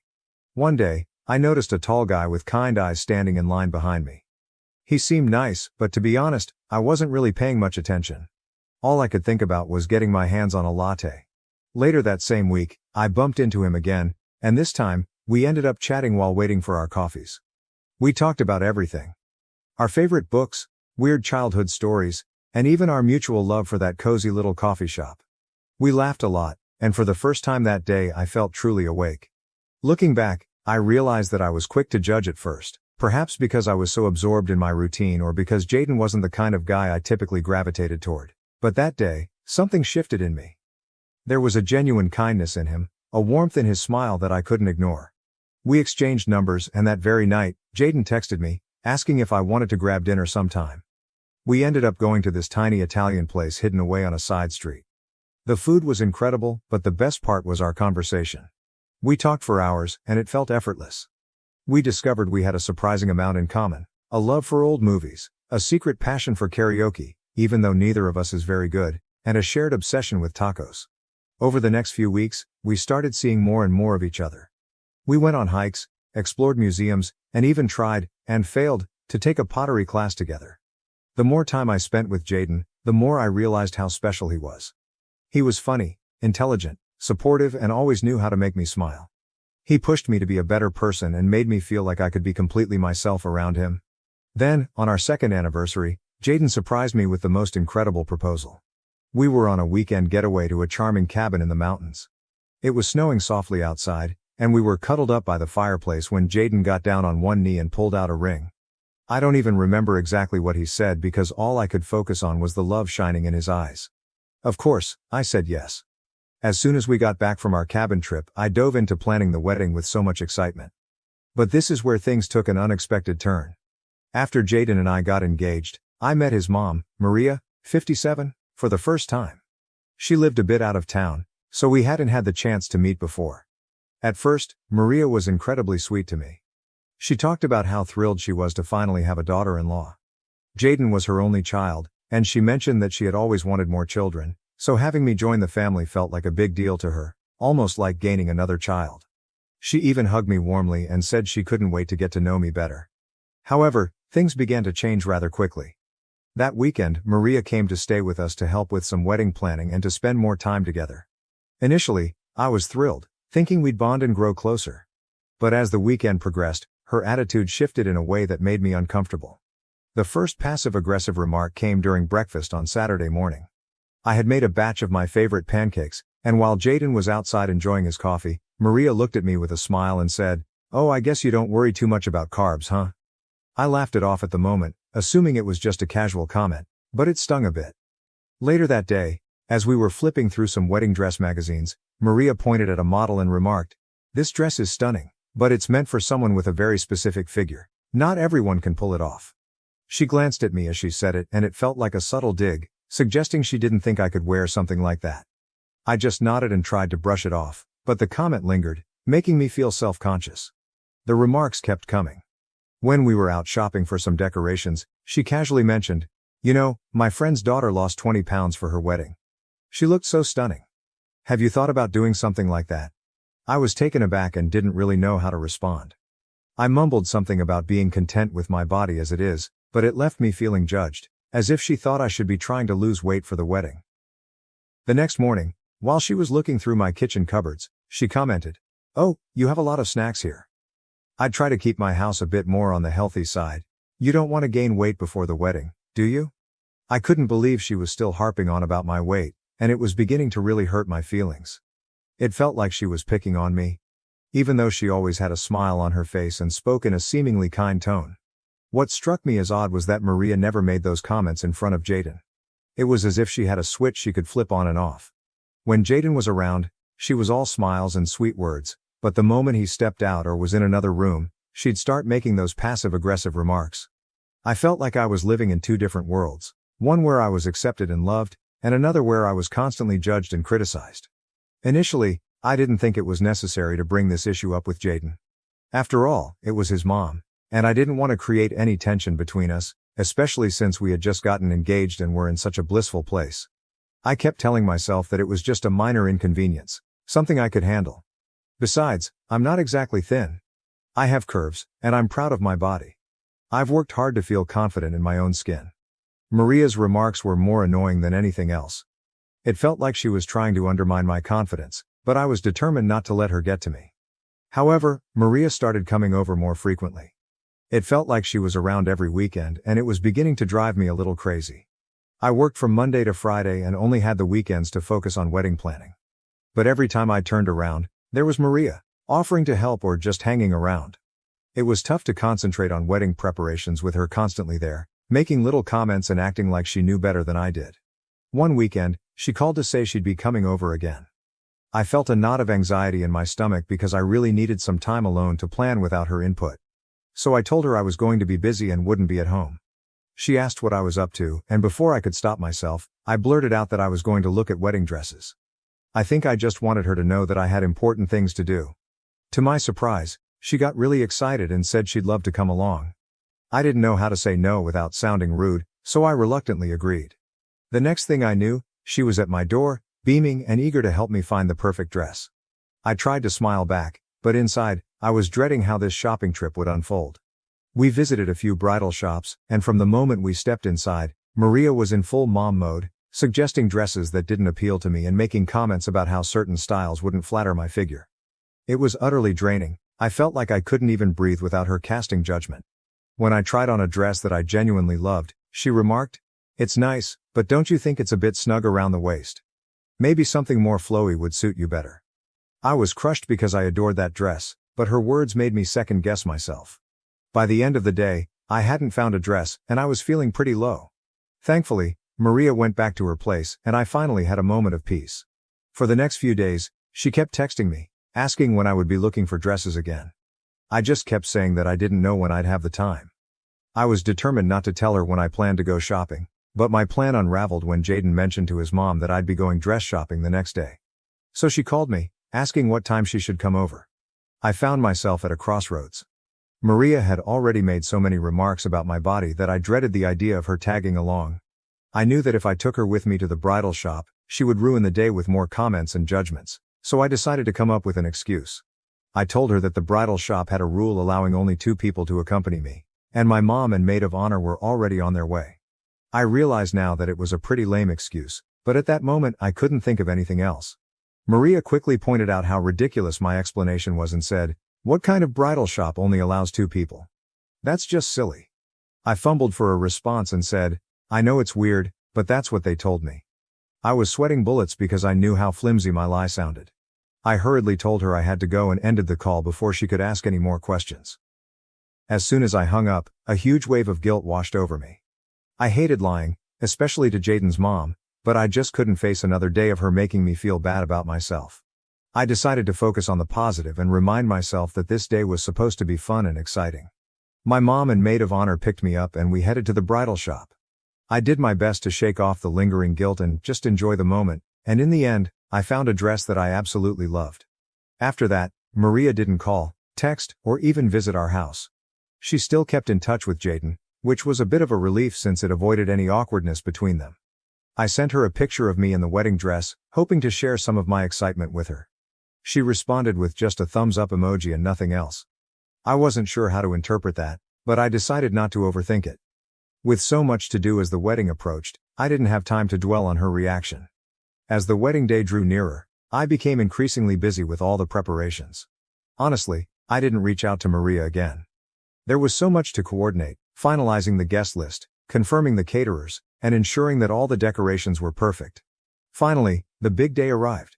It exceeded all my expectations. The ceremony was beautiful, and I couldn't stop smiling as I walked down the aisle toward Jaden. The look on his face when he saw me in my dress was priceless, making all the stress of planning worthwhile. We said our vows, exchanged rings, and just like that, we were married. The reception started off perfectly. The venue was gorgeous, the weather was ideal, the food was delicious, and everyone seemed to be having a great time. I loved our first dance. Jaden and I had taken a few dance lessons and we managed not to step on each other's toes. It felt like a fairy tale, and I was on cloud 9. Everything was going smoothly until I decided to get a drink. I walked over to the bar for something refreshing, and there was Maria, standing right there. She turned to me with a big smile and said, "You look like you're having a wonderful time. Let me get you a drink, just relax and enjoy yourself." I was a bit taken aback by her sudden enthusiasm but thought maybe she was trying to make up for all the awkwardness. She handed me a Shirley Temple, and I thanked her and took a sip. A few minutes later, I started feeling drowsy, but I assumed it was just because I was tired. Then, I fainted on the floor and lost consciousness. Everything went black, and the next thing I knew, Jaden was panicking and calling for an ambulance. I could hear the worry in his voice as he tried to keep me awake. People were gathering around, but it was all a blur. When the EMTs arrived, they quickly brought me back to consciousness and began asking questions about what I had eaten and drunk that day. I told them everything, including the meal I had at the reception and the Shirley Temple that Maria had given me. They expressed concern and asked if there was anything unusual or if I had taken any medication. That's when Maria, looking a bit guilty, stepped forward and admitted that the drink she gave me had alcohol in it. She explained that she didn't think it would be a big deal and thought it would help me relax. I was stunned. Why would she add alcohol to my drink without telling me? The situation became even more complicated when my maid of honor, Emily, spoke up. She informed the EMTs that I had taken some anxiety medication just minutes before walking down the aisle. I had been so anxious about everything going off without a hitch that I took a small dose to calm my nerves. It turned out that the combination of the medication and the alcohol in the drink was what caused me to collapse. There must have been some kind of chemical reaction that knocked me out. The EMTs explained that mixing alcohol with certain medications can be very dangerous and that I was fortunate the outcome wasn't more severe. After the EMTs left, Jaden turned to Maria and demanded that she leave. His voice was shaking with anger, and Maria looked completely shocked. She tried to explain, insisting she hadn't meant any harm and that it was all just a misunderstanding, but Jaden wasn't having any of it. He shouted at her to leave the reception immediately. I had never seen him so furious, and it broke my heart to witness his anger towards his mom on what was supposed to be a joyful day. With all the chaos, I wasn't feeling well, and the mood at the reception took a nosedive. Guests started to feel uncomfortable, and the joyous atmosphere we had worked so hard to create just vanished. People began leaving one by one, and before we knew it, the reception ended early. It was devastating to see everyone leave so soon, and I felt like the day I had been dreaming of for so long had been ruined. Jaden and I went back to our hotel room, and I was left trying to process everything that had happened. I felt numb, exhausted, and overwhelmed with sadness. This day was supposed to be one of the happiest of my life, but instead, it had turned into a nightmare because of a careless prank. I couldn't believe that Maria's actions had destroyed our special day. Maria kept texting and calling both me and Jaden, but neither of us responded. We needed some time to process everything and figure out our next steps. I could see that Jaden was deeply troubled by the situation. He loved his mom, but he was also incredibly hurt and angry over what she had done. It was a difficult situation, and I had no idea how to fix it. When we finally returned home, I tried to put the whole incident behind me and focus on starting our new life together, but it wasn't easy. Every time I thought about our wedding day, I felt a pang of sorrow. I kept replaying the events in my mind, wondering how things could have turned out differently if Maria hadn't pulled that prank. It felt like a dark cloud hanging over what should have been a beautiful memory. Thankfully, we soon left for our honeymoon, and it was such a relief to escape all the drama and stress. Jaden and I had an amazing time exploring new places and creating beautiful memories together. It was the perfect getaway, and for those 2 weeks, I felt like everything was back to normal. We laughed, relaxed, and enjoyed each other's company without a care in the world. When we returned home, reality hit us hard. The moment we pulled into the driveway, there was Maria, standing at the door. My heart sank, and a wave of anxiety washed over me. I had anticipated this confrontation, but I wasn't prepared for it to happen as soon as we got back. What made it worse was that she didn't offer an apology. Instead, she kept insisting that it wasn't her fault and that it was all just a prank. She tried to justify her actions, saying things like, "I didn't think it would hurt you. And I just wanted to lighten the mood." It was infuriating to watch her refuse to take responsibility for what she had done. I couldn't believe she was trying to downplay the whole incident as if it were just a harmless joke. Jaden couldn't hold back any longer. He snapped and told her that enough was enough. He said she had crossed a line and needed to own up to her actions. He made it clear that the only way he would talk to her again was if she apologized to me. He told her that she had hurt me deeply, and it was not acceptable. Maria tried to interrupt, but Jaden didn't let her. He went on to say that from now on, they would only be seeing each other during holidays. No more random weekend visits, no unnecessary calls. He told her it would be like they were distant relatives who only met on special occasions. Maria was shocked and started to cry, but Jaden remained firm. I could see how painful it was for him to have to set such boundaries with his own mother, but he was determined to support me and ensure I felt safe and respected. Yesterday, while I was at work, I got a call from Maria. It caught me off guard because we hadn't spoken in a while, and I wasn't expecting her to reach out, especially during work hours. She told me she was outside my office and wanted to meet. I was surprised and didn't want her coming inside and causing any unnecessary drama, so I agreed to meet her outside to avoid a scene. We sat down at a small cafe across the street, and I could tell she was really upset. As soon as we began talking, she broke down in tears. It was awkward because people around us started to stare. She told me she couldn't believe what Jaden was doing. He wasn't answering her calls or responding to her messages. She was distraught and begged me to talk to him on her behalf, saying she just wanted things to go back to the way they were before. I want to point out that, up until this moment, Maria still hadn't apologized to me for what happened at the wedding. It was as if she was in complete denial about the impact of her actions. I told her that instead of coming to my office and causing a scene, she should be thinking about how her actions had affected both me and Jaden. I explained that she had ruined my wedding day, and it wasn't fair to expect me to just brush that aside and talk to Jaden for her. She tried to defend herself, saying she didn't mean any harm and was sorry I reacted the way I did. It was as though she couldn't see past her own perspective and understand that her actions had real consequences. She kept insisting that if she had known what would happen, she never would have done it. As she continued to cry, I noticed people in the cafe beginning to glance over with concern. The whole situation made me incredibly uncomfortable, and I just wanted to leave. I told her that I would see what I could do, but I didn't make any promises. Up until now, I still haven't talked to Jaden about it because I'm not sure if I'm ready to forgive Maria. After all, she only apologized after I prompted her to do so. My mom thinks I should just let it go and forgive my mother-in-law, but I'm not entirely sure. What do you all think? I'd really appreciate your advice. Update 1. Hi everyone, thank you so much for your comments and suggestions. It really means a lot to have a space where I can share my story and receive support. Maria's constant texts and calls were starting to wear me down. So I decided it was time to have another conversation with Jaden and figure out how we could move forward. I told Jaden that Maria had come to my office and apologized to me. It wasn't entirely true. Her apology wasn't exactly what I needed, but I felt like it was time to start mending things, even if just a little. I told him that I had forgiven her, which was mostly true, because I wanted to move past this mess and focus on our future. Jaden looked at me with concern and asked if I was really sure. I assured him that I was ready to move on, but we needed to set some boundaries with his mom to avoid any more drama. He seemed relieved that I was willing to forgive her, but he also recognized that this wasn't just about me, it was about us as a couple and our need for peace and stability. After our talk, Jaden texted Maria, letting her know that he was glad she had apologized to me and that we were ready to try and move forward. However, he also made it clear that the boundaries we set before still stood: no more dropping by unannounced, no more constant calls, and no more overstepping her limits.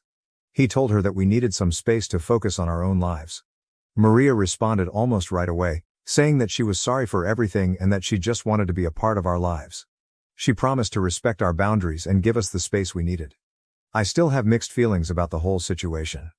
On one hand, I'm glad that Maria seems to be taking our boundaries seriously, but on the other, I still feel a bit uneasy because I know that one slip-up could bring all the drama back. I'm trying to focus on the positive and remind myself that we are making progress, even if it's slow. Some of you have asked about my anxiety, and I want to thank you for your concern. I don't feel comfortable going into too much detail, but I do want to clarify that my anxiety wasn't about Jaden or our relationship. I knew he was the one for me from the moment things got serious between us. The anxiety was more related to the wedding day itself and the immense pressure that comes with planning such a big event. We had over 200 guests attending, and I was determined for everything to be perfect. I worried endlessly about all the little things that could go wrong, like the food not turning out well, the music not being enjoyable, or the decorations not living up to my expectations. The thought of any detail going awry made me incredibly anxious. I wanted our guests to have an amazing time and to remember our wedding as a beautiful and joyous celebration. Update 2. Hi everyone, something unexpected happened, and I'm still trying to figure out how to feel about it. Things were going smoothly until last weekend when Jaden received a call from Maria inviting both of us to dinner at her place. She mentioned that it was important for us to have this dinner to start getting things back to normal after everything that had happened. Jaden told me about the invitation and asked what I thought. I told him it would be okay and that we should go. Maybe this was her way of trying to make amends. When we got to Maria's house, she greeted us with a warm smile. But after dinner, Maria did something that completely took me by surprise. She got up, left the room, and came back with a check for $5,000. She handed it to me, saying she was truly sorry for ruining our wedding day and that, while she couldn't change the past, she wanted to give me this money as a way to make up for it. I was completely taken aback and immediately felt uncomfortable. It was such an unexpected gesture and I didn't know how to respond. I refused the money right away, telling her that I didn't need it and that we should just let bygones be bygones. Jaden agreed and told her that she didn't have to give us any money, but Maria was persistent. She wouldn't take the check back and ended up slipping it into my coat pocket. I was so shocked and didn't know how to handle it. She seemed almost desperate for us to accept it, which only made the situation more awkward. After that, we left her house and headed back home. On the way, Jaden and I talked about what had happened and we were both confused. Why would Maria give us such a large amount of money? It felt strange, and I couldn't help but wonder what her true intentions were. Was she genuinely sorry, or was this her way of trying to buy our forgiveness? I'm not sure and it's left me feeling really unsettled. Jaden and I discussed it again, and we're still not certain about what to do. He's just as confused as I am, and we both want to approach this situation in a way that's fair and respectful. We don't want to hurt Maria's feelings or dismiss her attempts to make amends, but at the same time, we don't want to feel like we're being bought off. If anyone has any advice or has gone through something similar, I'd really appreciate hearing your thoughts. Update 3. It's been 2 weeks since my last update and honestly, not much has changed. We still have the check that Maria gave us, but we haven't cashed it. It's just sitting in our drawer, almost like a reminder of everything that's happened. I'm not really sure what we'll end up doing with it, but for now, it's just there. As for our relationship with Maria, things are pretty much the same. We're all in this holding pattern where we're trying to be civil and respectful without revisiting the past too much. She's been respecting our boundaries, which has been a huge relief. She doesn't show up unannounced anymore, and the constant barrage of texts and calls has stopped. It feels like she's genuinely trying to do better, and that gives me some hope for the future. Jaden and Maria still talk on the phone regularly, and their conversations seem to be positive. I'm relieved that their relationship hasn't suffered too much from everything that happened. I also talk to Maria sometimes. Our conversations are polite and a bit formal, but both of us are making an effort to keep things friendly. I think this will be my last update for a while. I don't expect much to change anytime soon, and I'm hopeful that things will continue to improve little by little. I want to focus on the positive and keep moving forward, and I believe that's the best approach for now. If anything major happens, I might pop back in with an update, but for now, I'm going to take a step back and concentrate on living my life. Thank you again for all your support, and I hope you all have a wonderful day. My sister tried to seduce my fiancé before our wedding. Got caught on camera and was disowned by our parents.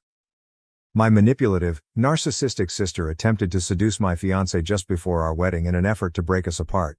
Fortunately, her actions were caught on camera, leading to her being disowned by our parents. This story revolves around my older sister, Dove, 29F, who has never been able to tolerate my existence, as she apparently believes I'm living a life that I don't deserve. Dove, who is now divorced and jobless, is living with our parents. She had dropped out of college to be with her wealthy boyfriend, who eventually divorced her when her true nature became apparent. Growing up, my relationship with Dove was far from ideal. She was always the pretty and smart one, full of herself, and our parents consistently showered her with praise, which left me feeling inadequate. Everyone around us constantly admired her looks, while I was often ignored, and it hurt deeply. Dove used her popularity to mess with my mind, telling me that no one liked me, which made me incredibly insecure. My parents never supported me or acknowledged my feelings because Dove always lived up to their expectations. This led me to distance myself from them throughout my childhood and teenage years. Dove frequently had friends over when our parents were at work, and they would often mess with my room. On one occasion, they even ruined a school project of mine, nearly causing me to fail. When I threatened to tell Mom about it, Dove blackmailed me, saying she would share embarrassing pictures of me with my classmates. At just 14 years old, I was terrified. Dove never took responsibility for her actions, and it was pointless to tell my parents because they never paid attention to me. My mom never had my back, although my dad would occasionally call Dove out. For instance, one time she used my phone to send strange pictures to my friends after I'd complained to Dad about her. Another time, she spilled coffee on my prom dress and then played the victim, crying and claiming it was an accident. After that, I stopped confiding in him altogether. I never really understood why she harbored so much hatred towards me until later, when I realized that she was a narcissist, and her behavior had nothing to do with me. She was a walking red flag in her relationships, cheating on every guy she dated. As much as I hate to admit it, she was also a gold digger. Something her ex, who remains a friend of mine, can fully attest to. Essentially, she was pretty awful as a teenager, and nothing changed as she grew older. If anything, her behavior only got worse. It was entirely my parents' fault because they never bothered to discipline her. After school, things finally started to look up for me. I worked incredibly hard to get into my dream college, and after a few years of struggle, I landed my dream job. It was there that I met the love of my life, Atlas, at an office conference. He was smart, kind, and handsome, and we hit it off instantly. Within a few months, we started dating. We traveled a lot, which only strengthened our bond. Atlas was very close to his family, so he introduced me to his siblings and parents just a few months into our relationship. But when it came to introducing him to my own parents, I took my sweet time. The main reason for this delay was my sister Dove and her malicious intentions. I always had this nagging feeling that she would find a way to ruin everything. She was the one who always got the best of everything as a child and teenager, and now that my life was going better than hers, I was certain she wouldn't be able to handle it, especially when it came to my relationship. However, I couldn't keep delaying the introduction any longer. Atlas was beginning to grow suspicious of my reluctance to introduce him to my family. So, after a year and a half of dating, I finally told Dad about him. Dad was thrilled that I had found a man who was worthy of me and invited us over for dinner. While I was excited, I was also equally stressed because I knew Dove could go to any lengths to sabotage my happiness. Although Atlas was aware of my family dynamics, I went over it with him in detail. He was relaxed about it and reassured me that he would handle whatever came his way. A few days after I spoke with Dad, I unexpectedly received a call from Dove. It was surprising since she had never reached out to me before. She started asking questions about Atlas and when I planned to visit home, but it was clear that her real interest was in getting more details about Atlas. I can only assume that Mom had told her I was seeing someone and that our relationship was getting serious. Dove was suddenly trying to get all chummy with me, but I could see right through her motives. Now, I'm grappling with whether I should take the risk of introducing Atlas to Dove, knowing full well that her intentions are far from good. I'm also considering an alternative, perhaps inviting my parents over to my place so they can meet Atlas without involving Dove. Update 1, thanks for all the great advice. Some of you asked for more details about Dove, so here you go. It's true that my parents, especially my dad, began to see Dove differently after her divorce, and she really brought it on herself.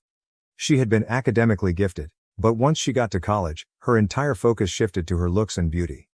That's when she met Jeremy, a super rich guy, and jumped into a relationship with him, completely abandoning her studies. During my final year of school, I was busy preparing for my college entrance exams, and Dove kept telling me I would never get into my dream college. But I did, and for the first time, I got validation from my parents. They were genuinely happy and proud of me, but Dove couldn't stand it. She was jealous that all the attention was on me and not on her. To sabotage my moment, she announced her engagement to Jeremy at the celebration party my parents had organized for me with close family and friends. It was obvious from Jeremy's expression that he had no idea she was going to do this, but she succeeded in making the day all about herself. Everyone immediately became curious about Jeremy because, according to Dove, he was extremely wealthy. Dove loved to show off the expensive gifts he bought her and would constantly tell me that I'd never find a rich husband because I was ugly and no one would want to date someone like me, always trying to make me feel bad. I eventually told her that I wasn't a gold digger like her and that I could pay my own bills, so she could have the rich husband if that's what she wanted. In truth, she was incredibly selfish and downright evil, the most selfish person I've ever known. A week later, Dove and Jeremy got engaged, but by then I was already off to college and didn't attend the engagement. During my time in college, I had no communication with her. It actually felt good to come home for the holidays, knowing that Dove was living with Jeremy. Even during the holidays, she would often be away on vacations to exotic locations with him. After a year of dating, they had a lavish wedding, with most of the expenses covered by Jeremy. Dad chipped in for the remaining costs as a courtesy since Dove wasn't earning anything. Their marriage didn't last long, though. After 3 years, they got divorced. The reason, as I later found out, was that Dove didn't want to have children, while Jeremy was eager to become a father. Although he assured me he never pressured her, he was frustrated that she never disclosed her feelings about it beforehand and had avoided the conversation for 3 years. He also mentioned her drinking and partying habits, flirting with guys at bars, and that she had married him purely for his money, with no emotional connection. I couldn't help but wonder how he remained blind to her true motives for so long.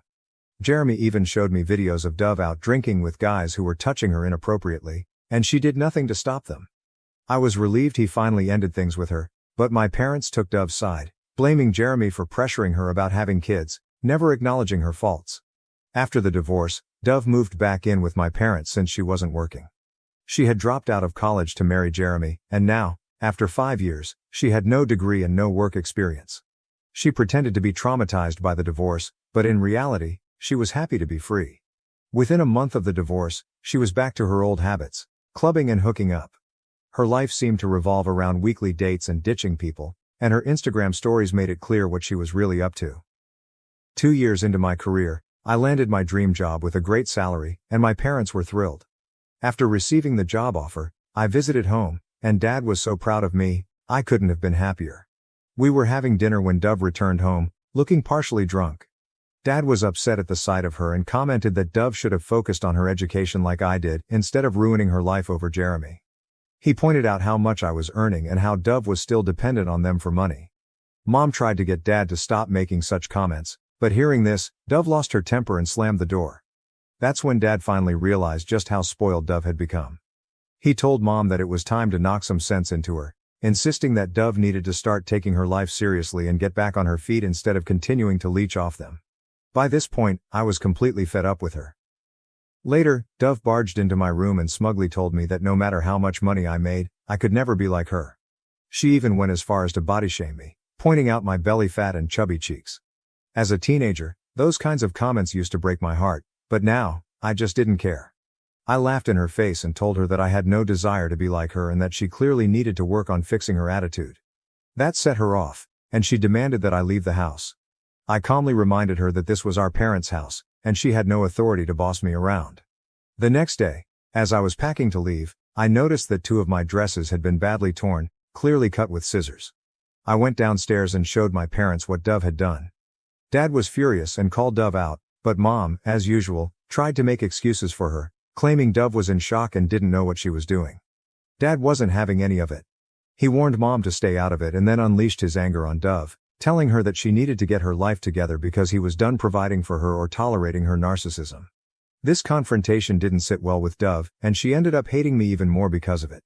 From that point on, I was subjected to Dove's wrath, but her hatred didn't bother me. It only became unbearable when she started making advances on my boyfriend. After much consideration and talking it over with Atlas, I decided it was time to visit my parents with him. There was no point in hiding him from Dove any longer because, no matter how hard I tried, she would eventually find a way to get to him.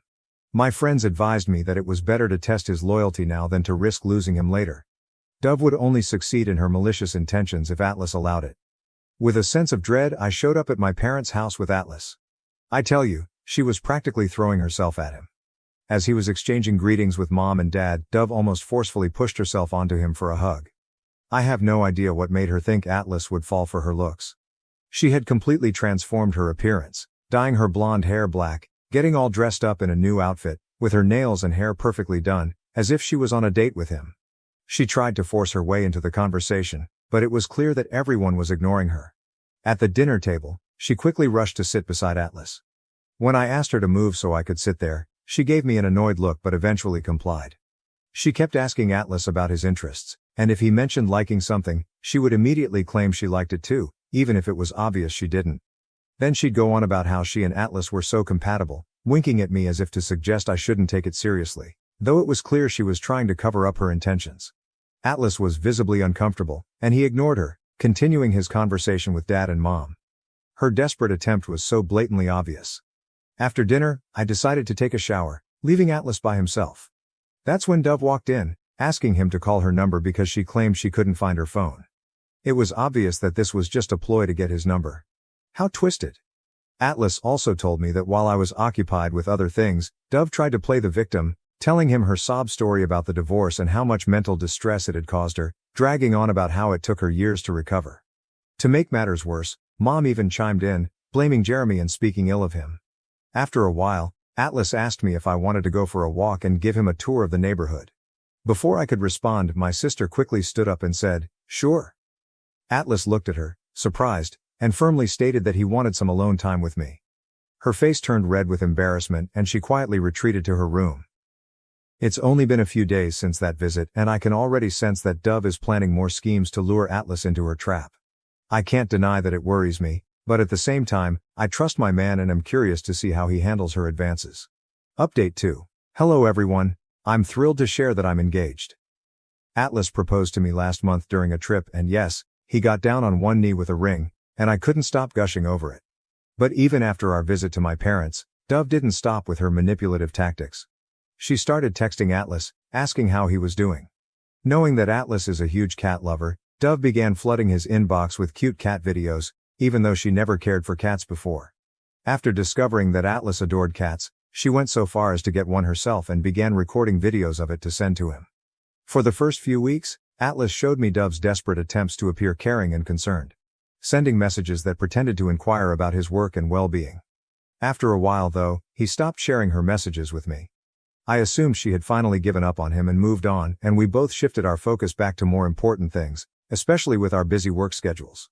One day, as I was scrolling through social media, I noticed that Dove had added Atlas to her account. She was liking and commenting on nearly all of his posts, using silly heart icons. She even went back and commented on old pictures and videos from 7 to 10 years ago. I immediately felt uneasy about it, so out of the blue I checked his phone. I discovered that Dove was still texting him occasionally, but her messages were unread and seemed odd. She was clearly trying hard to get Atlas's attention. In his call logs, I saw missed calls from her, including one that came in around 3 a.m., which made me feel anxious. I confronted Atlas about why he hadn't told me that Dove was still texting him. He got a bit nervous and explained that he had been ignoring her and thought it was better if we didn't talk about her. I pressed him further about the calls, and he remained calm. Then he sat me down and explained that one day, Dove had called him, sounding really upset. He got scared, thinking something might be seriously wrong, but it turned out she just started talking about traumatic experiences related to Jeremy, saying she needed someone to talk to. Atlas told Dove that she should talk to her parents instead and that it wasn't appropriate to call so late. He also mentioned that she should have let me know first. That really struck a nerve with me, and I told him that keeping this from me wasn't okay and could lead to me losing trust in him. He reassured me that he would never fall for her tricks and that I had nothing to worry about. Even with his reassurance, I had read too many stories about husbands falling into similar traps, and I didn't want to be naive by blindly trusting him. I told him that the next time Dove called, he should hand the phone over to me so I could catch her in the act. Sure enough, one night, her call came through, and Atlas woke me up in the middle of the night. I answered the phone, and Dove immediately went silent when she heard my voice. She quickly claimed it was a mistake and hung up. The next day, I tried calling her multiple times to confront her, but she never picked up. So I texted her from Atlas's phone, letting her know it was me and that she needed to stop calling or texting him at odd hours. I also told her that if there was anything urgent she should contact me directly instead. After that, she finally stopped texting him, and I felt relieved that she was out of our lives. After Atlas proposed to me, I sent a picture of the ring to my dad. Dove must have shown it to Mom, and not long after, she started her stalking behavior again. She began texting Atlas and sending ridiculous videos. I was completely fed up. As soon as Atlas told me, I called her and unleashed all my pent-up anger, telling her to stop playing games and get a life. She mostly stayed silent while I let it all out, but I didn't realize at the time that she wasn't going to back down easily. As soon as I hung up, Mom called, furious, yelling at me for insulting my sister. Dove had told her that I was accusing her of trying to steal my fiancé. Mom claimed that my cruelty had caused Dove to have panic attacks and insisted that I be more considerate toward her, reminding me that Dove had been struggling with depression for years and was still recovering from her traumatic divorce. I found it laughable because Dove was never depressed about her divorce. I hung up the call and immediately informed Dad that if they continued to ignore Dove's behavior, I would have no choice but to cut them out of my life. I was done being a puppet in her game. I couldn't keep turning a blind eye to her antics. Update 3. I never imagined Dove would stoop so low. She had always made my life miserable, but I never thought she would actually try to seduce my fiancé before our wedding. The bullying, body shaming and constant ridicule were one thing, but realizing that she was willing to go as far as trying to ruin my wedding by seducing Atlas was a bitter pill to swallow. As we were planning our wedding, I wasn't in contact with Mom after our last confrontation. However, she eventually called and apologized for shouting at me, admitting that she had lost control out of fear for Dove, who was supposedly having panic attacks. One of my cousins later told me that Dove had been crying to everyone about how I was accusing her of trying to steal my fiancé and that I didn't deserve any of the good things in my life, especially Atlas. According to Dove, because she was the gorgeous one, she believed she should be the one getting the best of everything, not me. When I told Mom about this, she went quiet. She simply told me to forget everything and focus on my wedding and the happy life ahead. Fortunately, everything went as planned, and Dove managed to keep a low profile for a while. At the very least, she didn't interfere in our lives during that time. On the day of our wedding, we were at the venue, busy with final preparations, when I received a call from Atlas's best friend, asking me to come to Atlas's room with my parents. I jokingly teased him, saying that Atlas wasn't supposed to see the bride before the ceremony, but he insisted that this was something serious that needed to be dealt with before the wedding. My heart raced as I hurried to Atlas's room with my parents. When we arrived, Atlas was lying shirtless, drifting in and out of consciousness, while his groomsmen recounted Dove's devious actions. Apparently, while Atlas was getting ready, Dove had shown up with a drink. He initially refused it, but Dove persisted until he took a sip. Almost immediately, Atlas realized the drink was spiked. He excused himself and went to the washroom, where he called his friend, explained what had happened and asked him to come over. By the time his friend arrived, Atlas had partially passed out and was out of the washroom. Since his friend was sharing the room with Atlas, he had access and quickly turned on his camera as he entered. He overheard Atlas shouting at Dove to leave him alone while she was on top of him, undressing herself, and rubbing against him. This disgusting act was captured on camera. When Dove noticed Atlas's friend, she pretended they were making out, covered herself up and left the room, smirking at his friend and asking him not to tell anyone. Little did she know that she had already been caught on video. When we walked in, Atlas was still lying there, partially unconscious. The drink was so potent that even a few sips had left him severely dizzy with a pounding headache. The glass was still there, with solid particles settled at the bottom. It was an incredibly humiliating moment for my parents, who were in disbelief that Dove could do something so horrendous. My mom immediately called Dove and told her to come to Atlas's room. When she arrived, her lipstick was smudged, and she nonchalantly said, "I know you guys are mad at me, but it was mutual. Atlas loves me and has been making advances on me ever since we met. Today, he convinced me to have a one-time hookup before the wedding." My mom slapped her hard, telling her that we were aware of her lies and that everything had been recorded on camera. Dove was stunned by this revelation, and my parents wasted no time in kicking her out of the venue before she could cause any more trouble. Security was instructed not to allow her back inside. It was obvious that she had been trying to make it known that she had been with Atlas, hoping I would call off the wedding. My dad immediately called a doctor, who confirmed that Atlas had indeed been served a spiked drink, which had severely affected him. Atlas's parents and siblings were so upset that they wanted to confront Dove, but my parents had to apologize profusely to them to help calm the situation. The wedding had to be delayed until Atlas recovered, which took several rounds of vomiting to get through. Word of the incident spread quickly among the guests, who were buzzing with gossip for the next few days. Once Atlas had fully recovered, my dad walked me down the aisle. While I was happy to finally see Atlas as my husband, I couldn't shake the stress of everything that had transpired. During our vows, Atlas added an extra promise, vowing to protect our relationship from anyone who didn't want to see us together. After we returned from our honeymoon, My parents came to visit us and apologized to Atlas for all the trouble Dove had caused. My dad reassured us that Dove would be out of our lives for good. He had actually kicked her out of the house and told her to fend for herself. Despite this, I'm still struggling to move past the incident. My wedding was perilously close to being called off, and if Atlas's friend hadn't recorded what happened, I might never have believed that Atlas was innocent in all of this. I had a baby as a result of an affair and now his wife is reaching out to me. I'm so stupid. I, female 26, had an affair with a married man, male 42 a few years ago. I had no clue he was married when we first met and hooked up. I obviously looked him up on social media and while he did have photos of his kids on there was absolutely no mention or photos of a wife at all. I found out that he was married about a month after we first got together, but he told me it was just a marriage on paper and that they basically lived separate lives and agreed to remain married for practical purposes until the kids were older. They owned a business, which she really ran and he was just financially involved in. I knew at the time that I probably shouldn't believe him, but I convinced myself it was true. I was in my early 20s and so attracted to him and I guess almost infatuated with him. He made me feel so good. I know now that I should have ended it immediately, but I didn't realize what I was getting myself into. I was addicted to all of the attention he gave me, the great sex, the places he'd take me. I felt special. I was so naive. I got pregnant about a year into seeing him. I had always been so careful with preventing pregnancy, but during my relationship with him I took stupid risks. I was so high in lust with this guy, it's embarrassing. The things he'd asked me to do, I'd say yes to almost anything, even when I knew it was a bad idea.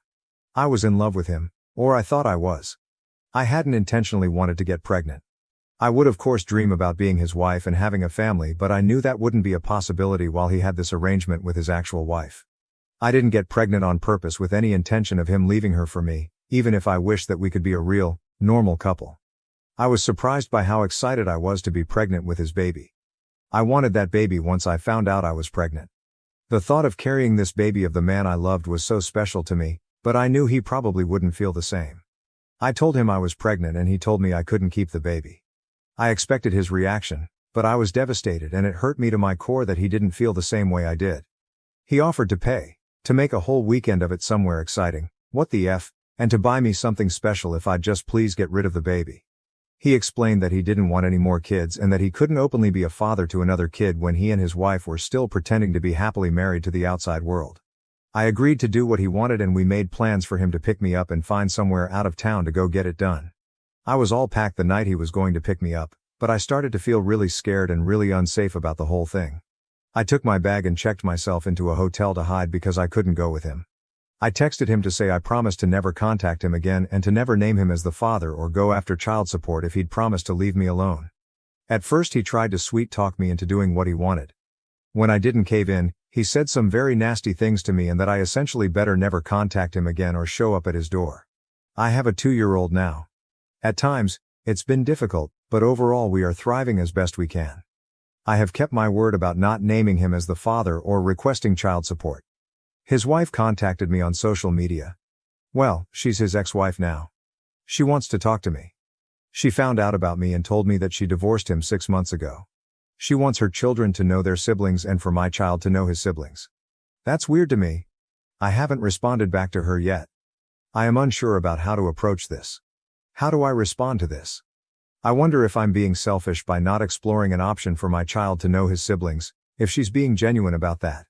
If I was married and my husband fathered a child outside of our marriage, I don't think I'd feel the same that she does. Relevant comments. Comment 1: I didn't know he was married when we first got together. I acknowledge that I should have ended the relationship as soon as I found out he was married. I allowed myself to believe what he told me, which made it seem not so bad. Like this was some sort of agreement he and his wife had. Emotionally, I was already hooked.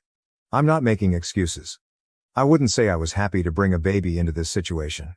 There was a huge mix of emotions. I felt like I was in love with him, so there was a part of me that was excited at first. That feeling soon died, but I still felt that I loved my baby still. I tried to do the best thing that I could, which was to remove myself from his life and his family's life. I just wanted to be able to keep my baby and love my baby. I did not get pregnant on purpose. I wasn't on birth control. I had been on birth control when I was slightly younger and had life-threatening health complications as a result. He knew I wasn't on birth control. He loved unprotected sex. I was stupid and I agreed to do it. I would do almost anything he asked sexually. I tried to track my cycle and would tell him when it was probably not a safe time to do it. His wife isn't really what I'm afraid of. Whatever she'd want to say to me is probably deserved anyway, and more. Comment 2. He found out about the pregnancy before I ghosted him. And upon finding out I was pregnant with his child, there was absolutely no real discussion about what we were going to do. We were going to do what he wanted to do and he had it all planned out. He threatened me, by text and by phone calls and voicemails, when I told him I was not going to go with him on this abortion vacation he had planned. I begged him to please not force me to do that and he turned mean. I offered to never contact him again if he'd just let me go. After threatening me again, about what he'd do if I didn't keep my word, he agreed. He has kept his side of the bargain and has never contacted me. Comment 3.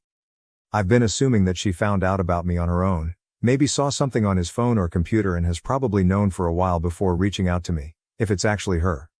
I get what some people are saying about siblings and such, but that man is not my child's dad. He is the dad of his older kids, but he's not the dad of my kid. I'm still young and I hope to have more children one day, and those children would be my son's siblings. I hope to find a man who loves me and my son and with whom I can have a legitimate relationship. I haven't been with another man since I ended things with this guy.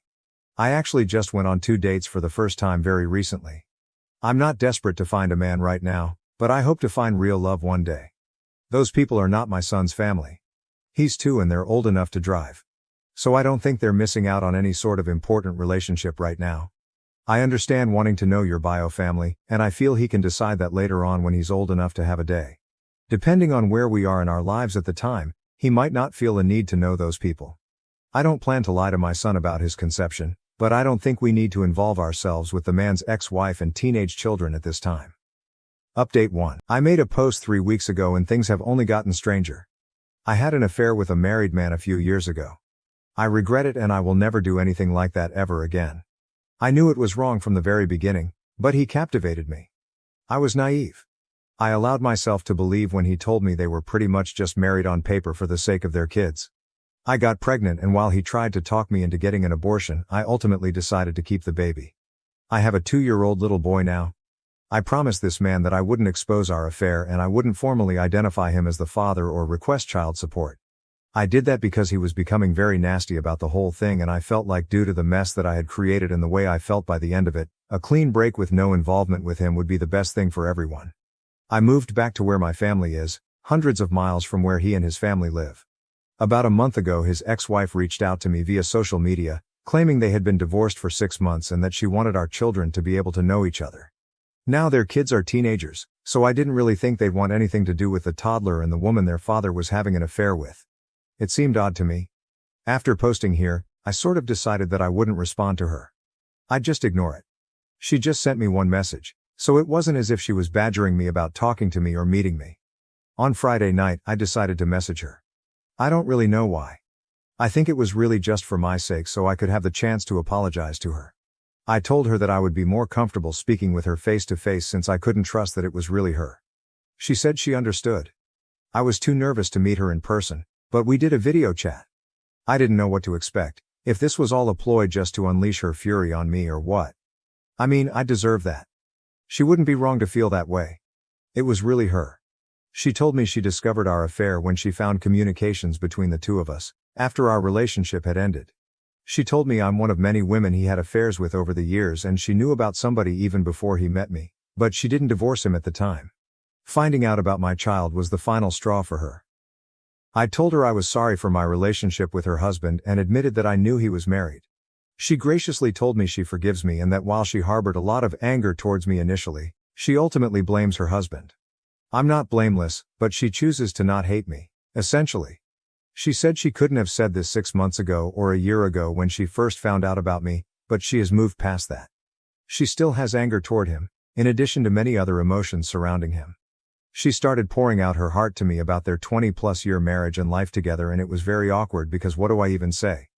Her kids know about me and my son. She says they're very mad at their father. Somehow I don't think they're mad about the fact that he's not involved with my son's life. And why would they be mad about that? I would hate myself if I were them. I told her that with my son being so little right now, I don't really feel comfortable with him meeting her kids or being involved with their family. I feel unsure about it and it's just not something I feel needs to happen right now. Then she told me her ex-husband was in a bad accident 2 months ago. He's fine now, still not allowed to return to all his normal activities just yet, but will be fine. He is probably the most physically active person I've ever met, barely ever seems to sit down. So he must be terribly annoying to be around if he's not allowed to go all the time. She told me he wants to meet my son. Apparently she moved back in with him temporarily when he first came home from the hospital. She said the accident really shook him up and he has been expressing a lot of regret about my son, not being involved, not providing for him. So now it's like, was everything she said just a lie and he somehow got her to reach out to me on his behalf? And she actually did it? It felt almost like a relief talking to her initially, but then it's like, was any of that true or you were just trying to be his messenger? I don't even know if that part is true now. Why wouldn't he just contact me himself? I'm just feeling so uneasy about the whole thing now. Relevant comments.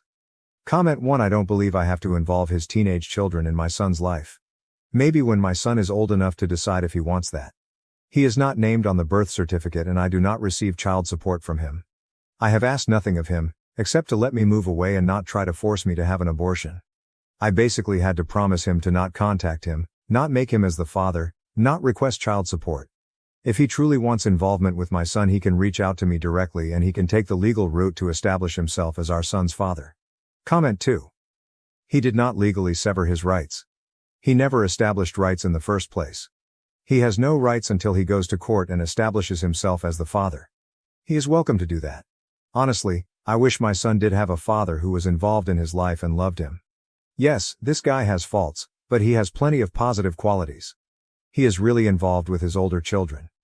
I met them many times because they'd be at work with him or he'd have to drop by the office on his way to take them somewhere. He was always doing things with them. They seemed like good kids who really loved their dad. I wish my son could have that experience too. I didn't think it was an option based on how he behaved when I was pregnant. He wasn't interested and wanted me and our baby to go away. That's what I did, and I accepted it. Comment 3. He is not legally my son's father at this time. This means that currently he has no legal parental rights or responsibilities regarding my son. I cannot stop him from taking the legal steps to establish paternity if he wishes to do so. He will always be my son's biological father. I can't change that fact. Regardless of whether or not he ever legally establishes paternity, my son will likely be curious about his biological father and who knows, maybe they will establish a relationship one day regardless of legal paternity.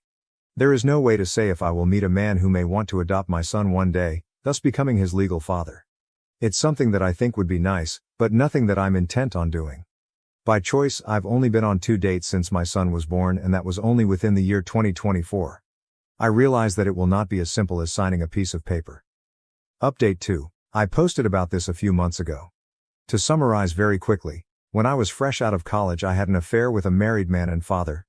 I became pregnant. He wanted me to get an abortion. He had arranged to take me away on a vacation, to get an abortion. I wasn't really sure what I wanted to do but I agreed to go along with what we wanted.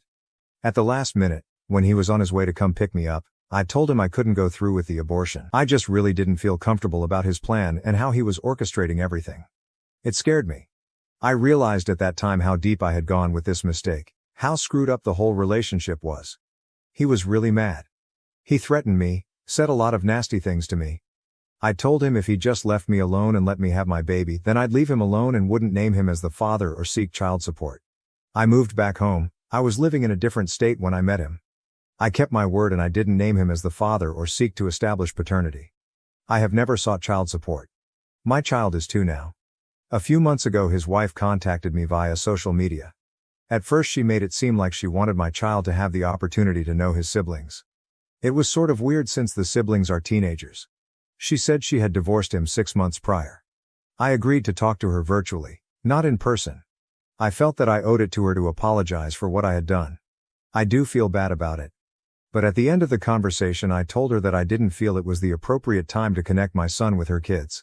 He's a toddler and in their teens, plus I had promised her husband to stay out of his life. That's when she told me that he was recently in a bad accident and she had been helping to take care of him. Supposedly he was going to be fine and was fairly recovered at that point, but she said he had expressed interest to meet our child. So she was basically his messenger. I have not been in contact with her since then. I deleted my social media. I don't know why, but the whole thing just really made me uncomfortable. Since I last posted here. Then I received a handwritten letter from him. In it, he expressed how he wanted to get to know our son, he wants to be a father to our son, he wants to provide financially for him, he'd like us to come visit him. He asked me to sign a paternity affidavit. I refused to do so. I know he is my son's father, but I'm not going to make this that easy for him. After the things he said to me and threatened me with, he at least has to work for this. At that point, my parents felt that we needed to meet with a lawyer. All communication from me has gone through a lawyer. I have never responded to him personally, directly. Now I have a court order for paternity. I have to present my son to have a specimen taken tomorrow. I already know what it's going to say. It's not that I don't want my son to have a dad in his life. It's just, the whole situation is a mess. And he lives a few states away from me. I don't know what to do. I can't really do anything. He's doing things legally. Next, I'm sure he'll petition for some form of custody or visitation. He's not married anymore, supposedly, but he's a lot more established than I am. He has considerably more financial resources. I also know he has all sorts of connections where he lives. Luckily, they don't hold as much weight here in my state, but it's still so scary to me. I'm a bad mom. I brought my son into this world knowing it was a messy situation. I just got so comfortable with it just being the two of us, and now I don't want to give that up. Relevant comments OP on if the father would be moving closer to her and her son now that he's divorced from his ex-wife. OP answer, to touch on just a few things. I don't think he'll move away from where he lives. He has way too much established there. He's in his early 40s.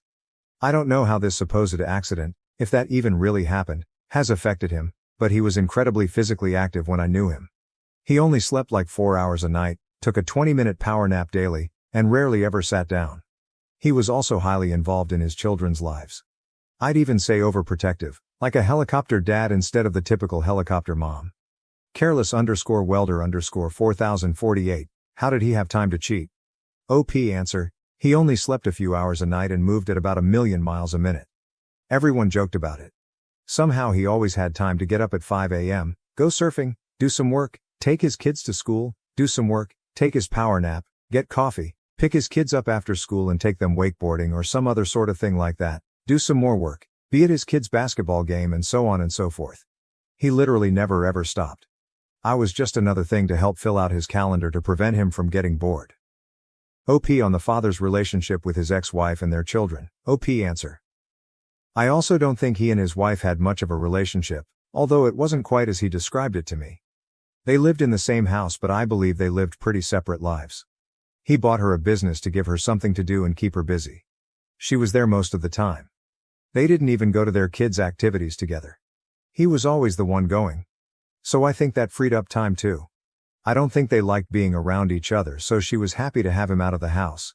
She admitted to me that I wasn't the first affair he had, and she knew about most of the time we were together. Another update on how stupid I am, or I had a baby as a result of an affair and now his wife is reaching out to me. I won't rehash the whole thing here.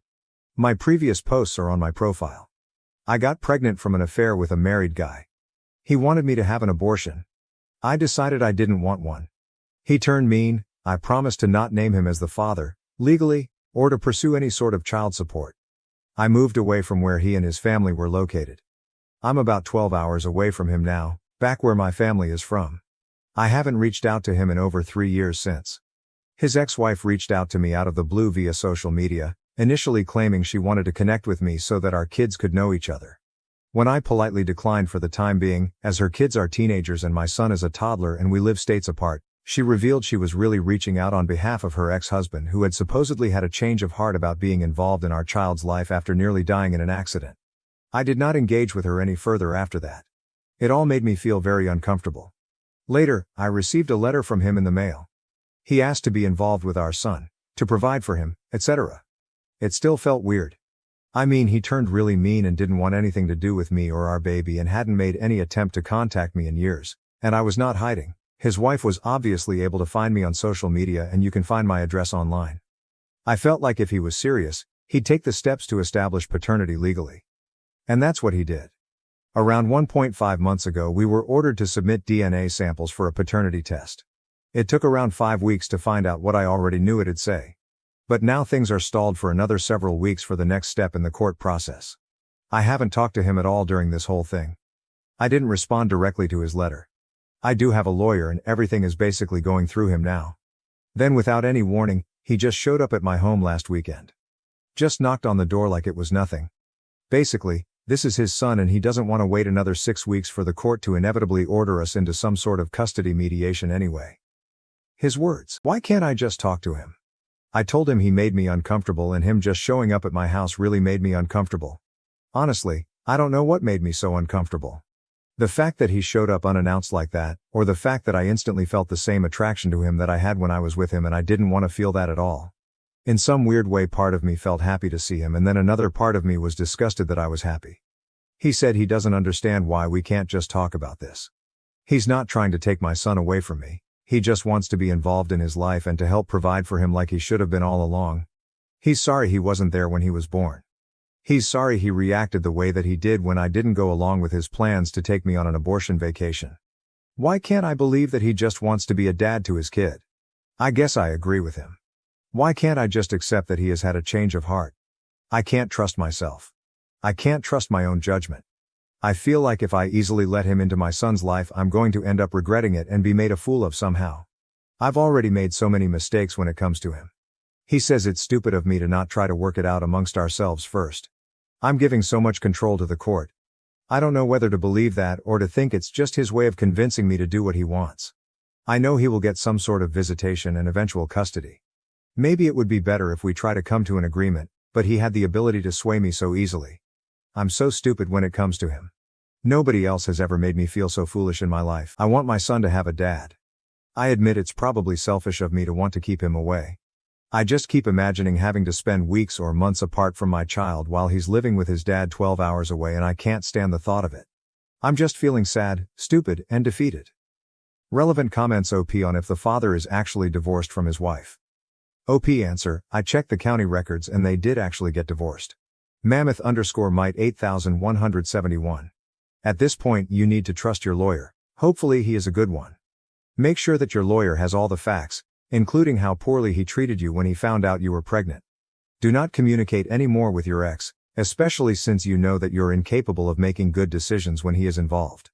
You may need to prepare yourself mentally that your ex is eventually going to play a role in your kid's life, as much as that sucks. Hopefully you can go after him for back child support, OP answer. My lawyer has any and all information that I possibly had to share. I am already preparing myself that he will likely have a role in my child's life. I mean, the change will be difficult for me and I honestly don't want anything to change. But I'm trying to focus on any shred of positive outcome this could have for my son. He deserves a dad. I wish it wasn't in this situation. I wish I had given him 2 loving parents in a stable relationship, the ideal. I wish I had at least given him a father who didn't live states away. I feel bad that my son has 2 lying cheaters for parents. I truly do feel so embarrassed about our behavior in a new way I did before, ever since my son was born. Other than that whole thing and the fact that he's apparently had affairs with multiple women according to his ex-wife, he actually seems like a good dad to his teenage kids. He was always very involved with them. I guess I'm just trying to cling to whatever positive things I can think of. He can also provide a lot more financially than I currently can. That's scary for me because I'm already turning it into some sort of competition between us in my head. Several points for him, none for me. Plus my son is also very shy. He doesn't do well if me or one of my parents isn't there with him. I'm just now getting him involved in more activities with other kids and safe, trusted adults, but he still just clings to me. My heart breaks when I think of him meeting a strange man he doesn't know and me not being there.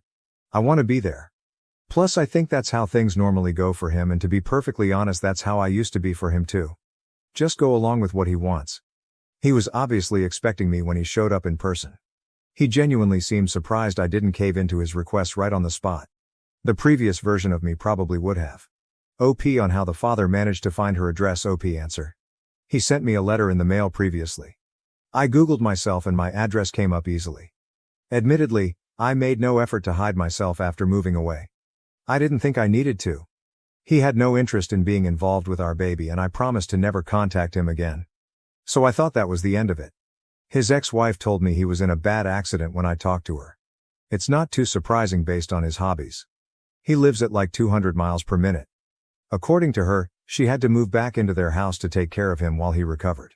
When he showed up here, He didn't look like somebody who had been in a life-threatening accident not too terribly long ago. He told me he's fully recovered, and although he'll probably have back issues the rest of his life, he's perfectly fine. OP on having a visitation plan with the father for her son. OP answer.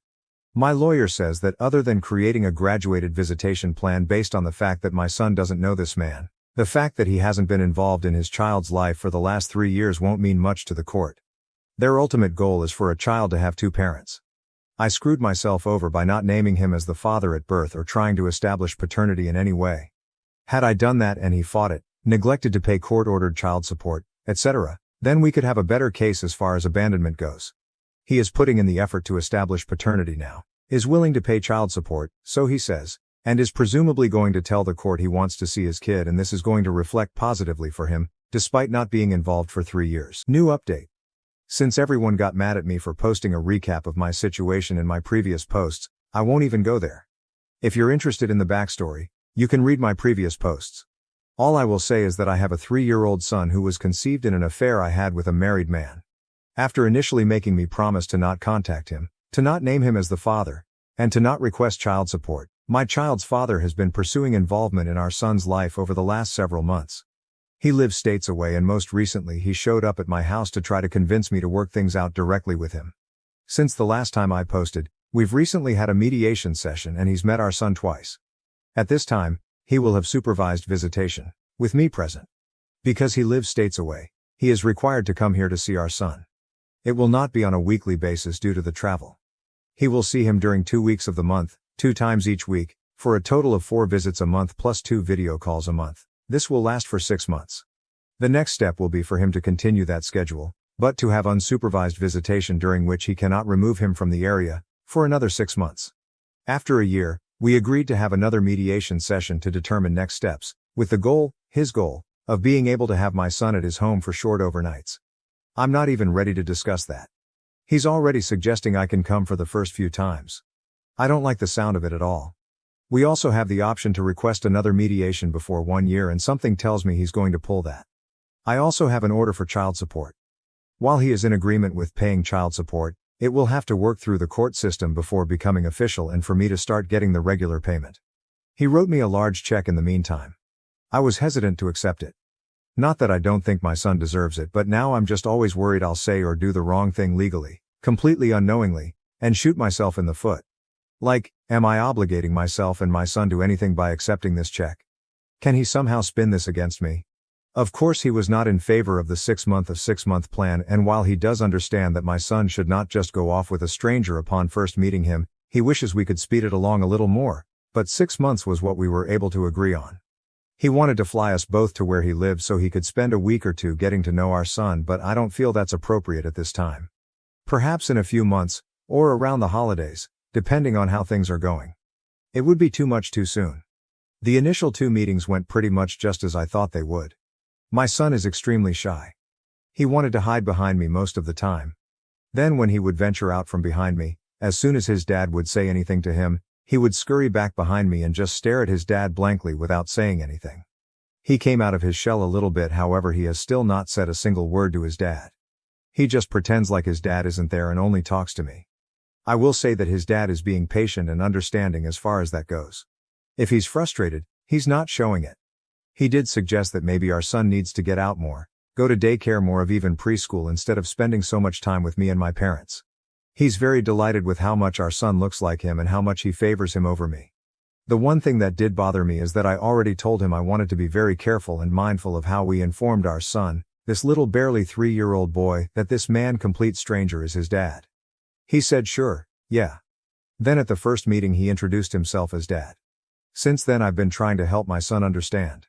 Like, you know how your grandpa is my daddy, this guy is your daddy. It's so surreal to me that any of this is happening. I feel like I'm waiting for the other shoe to drop. I'm waiting for something to blow up in my face. Now it's just working on accepting our new reality. All of this change is hard and confusing for my son, and it's hard for me. Unless he really fucks up, I'm looking at eventually shared times with my son, spending school breaks and holidays at his dad's house, hours and hours away in another state.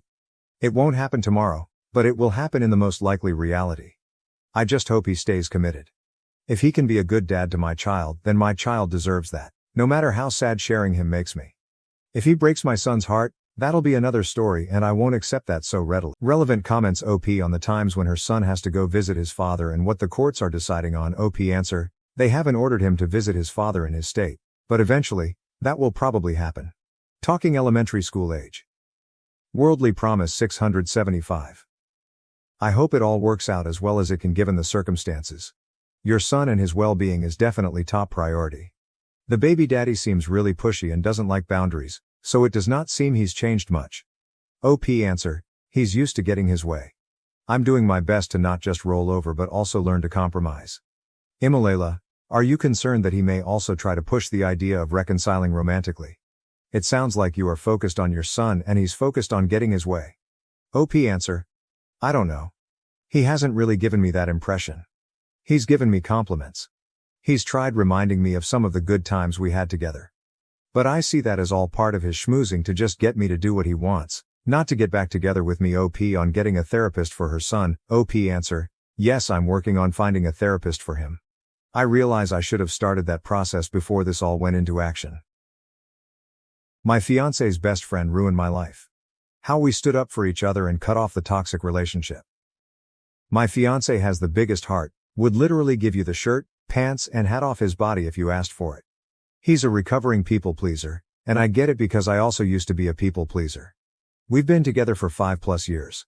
A few months ago, I started picking up on his best friend making some not so nice comments towards me. I'm trying to be vague, but let's just say this friend is the type to read who in the room would be most affected by being picked on, and then he picks and picks and picks on them until they can't take it anymore.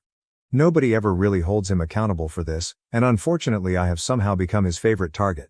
I tried to put up with these comments, but it started getting really elaborate. The friend would make up lies about me saying things I never said. He once called me in front of all our friends, my fiance included, just to yell "you're a bad friend" into the phone and then hang up. There's so much to it that I can't share because I'm trying to be somewhat anonymous. It started having an effect on me and my mental health, and I ended up having a full breakdown where I told my fiance how much this was all starting to hurt me. The first time I broke down over this, he said he would talk to his friend about teasing/messing with me less. He then told me his friend was sorry and that he'd be keeping an ear out for any other comments and he'd jump to my defense if it happened again. A few weeks later I had a second breakdown over all this. The situation itself is hitting a very specific childhood trauma trigger for me, and he admitted that his friend didn't actually apologize. He actually said he was sorry I was too sensitive to understand his humor. At that point I told my fiance my friendship with this person is over and I want zero contact from here on out, even if it means I have to miss out on events and parties that I'd otherwise love to go to. He agreed with me that all of this is being done with the intention to get a rise out of me, and that even if we tried to get through to this friend he's so diabolical that we could never fully trust him to not treat me at least a little bit shitty. My fiance kept asking if this meant he had to quit the project they're working on. I told him I would never tell him he had to because I know how much it means to him, but in all honesty, the fact that this person is treating me so poorly that I'm having physical stress reactions isn't enough for him to want to cut this person off does hurt a lot. The fact that it isn't a deal breaker for him is probably always going to sting a little. He's not confrontational at all and I always knew that, but it's not about confrontation. It's about standing in my corner. And I can't spend the rest of my life with someone who isn't in my corner. This friend is getting married to my best friend in a few months and we're both supposed to be in the wedding, but I really have no clue how. I get a literal knot in my stomach anytime his name is even mentioned now. I have seen this friend one time since all of this came to a head and he was so over the top nice to me that it came off as cocky. I had the second breakdown a few days afterwards because I realized I'm possibly going to spend the rest of my life on edge and on guard anytime this person is even somewhat in my vicinity, even if they aren't actively fucking with me. I don't know how to come to terms with the fact that my fiance was willing to lie to me on his shitty friend's behalf, but he's not willing to stand in my corner against him. I think it'll always hurt. This guy was supposed to be the best man in our wedding, and as a result we haven't been talking much about wedding plans. I think if he's still planning on this friend being in our wedding I may have to call it off for my own sanity, and that sucks so bad. This is fucking eating me alive. I love my fiance so much. I love his big heart and the way he loves all of it. But he loves some truly wretched people and I don't know if he'll enforce any boundaries with those people before the lack of boundaries becomes too much for me to handle. I'm just hurt. And hurting. And I just want whatever outcome to play out so I can stop feeling so guilty and awful all the time. Relevant comments. Has OP's fiance defended her in any way? Not necessarily. He's non-confrontational but he knows the behavior isn't sustainable. He agrees with me that this friend is awful with the intention of being awful. They have a project they've been a part of together for over a decade and it means the universe to him and that's the biggest factor in all of this. He'd more than likely have to give that up. This entire situation is dog shit and there are zero winners, except for the asshole. What does her best friend say about this behavior? I have my own feelings towards what she's going through. I think she's being love-bombed and gaslit, and I've seen some proof of it with my own eyes. She was there for the bad friend comment and kind of defended him. I know she's so love-struck that she's probably going to choose him and it kills me, but I'm trying really hard to step back in a way that doesn't totally burn my bridge with her in the end. When he gets that ring on her finger, I have a feeling he will be a different man to her and she'll need support. I'll be there when she needs me. When told she should walk away. Don't think I'm ready to make my peace with this comment quite yet, but I hear it and I'm trying. Right before I met my fiancé, I had just cut out a vast majority of people, including one of my closest friends and a blood relative, for making me feel the same shitty small way my fiancé's friend makes me feel. It's so much harder to burn those rotten bridges when they're not yours to burn. That's a lot easier to say when you have no stakes in this, my guy. I'm in love with my partner, and I know that this is eating him up just as much as it is me. Trust me when I say he holds himself accountable for his role in this, and we've had many in-depth conversations about how his friend will forever be this way so long as everybody in his life enables him to be. It's hard to cut someone off even when they deserve it. I'm trying to show my fiancé as much grace as I can because I know how hard it is to give up on someone you always hoped would grow out of their awful behavior. Asked if there's any unresolved conflicts. No, my friend and I haven't ever really had any conflict. Me and her were hanging at my place while our partners got ready to head to hers, and they ding-dong ditched us twice. I heard the door a third time and ignored it because I assumed it was them again, and then the asshole called me, speakerphone from my friend's phone, and told me it was a mutual friend that lived in the building and was looking for them for support. I tried to jokingly call them out for ding-dong ditching, but that was when he yelled, "You're a bad friend," into the phone and hung up. I was really embarrassingly distraught by this and expressed how it was affecting me, and my friend left an hour or two later after we sat in silence. I found out later from my fiancé that all our mutual friends, including him, were in the car and heard that conversation. And everyone felt tense, but nobody said anything to him. It wasn't a joke and wasn't taken as a joke by anyone involved, not just me. After the friend who was knocking on the door went to find them, the asshole called me just to make me feel bad for not opening the door. I could hear the friend that knocked saying, "Hey man, not a big deal, it's fine," real quiet in the background, but no one else spoke up. Trust me, I know these examples seem like they shouldn't be getting to me, but this guy is poking every spot he can on me until he finds one that gives him a reaction, and then he digs and digs. It's hard not to be triggered when his literal intention is so trigger me. I know this isn't going to go on much longer. Update. Never thought I'd actually update this account out of sheer fucking embarrassment, but I wanted to share this for those who encouraged me to put myself first. I want you all to know my partner absolutely came through and protected me in this. We spent all this time since my last post up until last week communicating and trying to find a resolution, and walking through how it got this bad. He took a lot of accountability for that. This is not a case of me giving in. He understands fully that this has only got so bad because it's never been handled correctly, and he had a major hand in that. There were so many more layers to this than a Reddit post ever could have conveyed. The bottom line is we are closer than ever, and after a lot of talking, we decided on my partner sending a firm but not unkind message to his friend explaining the behaviors, explaining that they were hurting his partner, and that it needed to stop. He asked to write up the first draft and we could go over it together to try to perfect it. Reddit, please know the first draft my partner wrote was so spot on what I needed to read that it instantly shifted us into us versus the problem mode when we'd been stuck butting heads for weeks. He laid everything out so clearly and in ways that we hadn't discussed, so I know it came from him. We had to tone down a lot of the big emotions. We really truly gave the message its best shot to address the situation without being hostile. We knew the response would be bad no matter what, but I don't think anything could have fucking prepared us. This man went full scorched earth and blew up everything almost immediately. He insulted my partner. He told him these events didn't happen the way I claim they do. He demanded they meet up alone with a mediator. He even threatened to reach out to my partner's parents to fill them in, which is probably the moment we stopped taking his responses seriously. All of us are almost in our 30s. If once wasn't enough, he threatened it twice. We actually had to call them and warn them that he would be showing up at their place later this week and not to open the door. There's still a good chance he'll attempt it. We stayed respectful throughout all of this, which I feel good about. We didn't stoop to his level. We didn't insult anyone. We asked for basic human respect and somehow it blew up spectacularly. In the end, we both received a massive wall of text from my now ex-best friend, fully backing up her man and telling her side of the story, which is so insanely far off from what actually happened that all I can do is laugh. We've been shifting from crying to being dumbstruck to just straight up laughing because of the absurdity.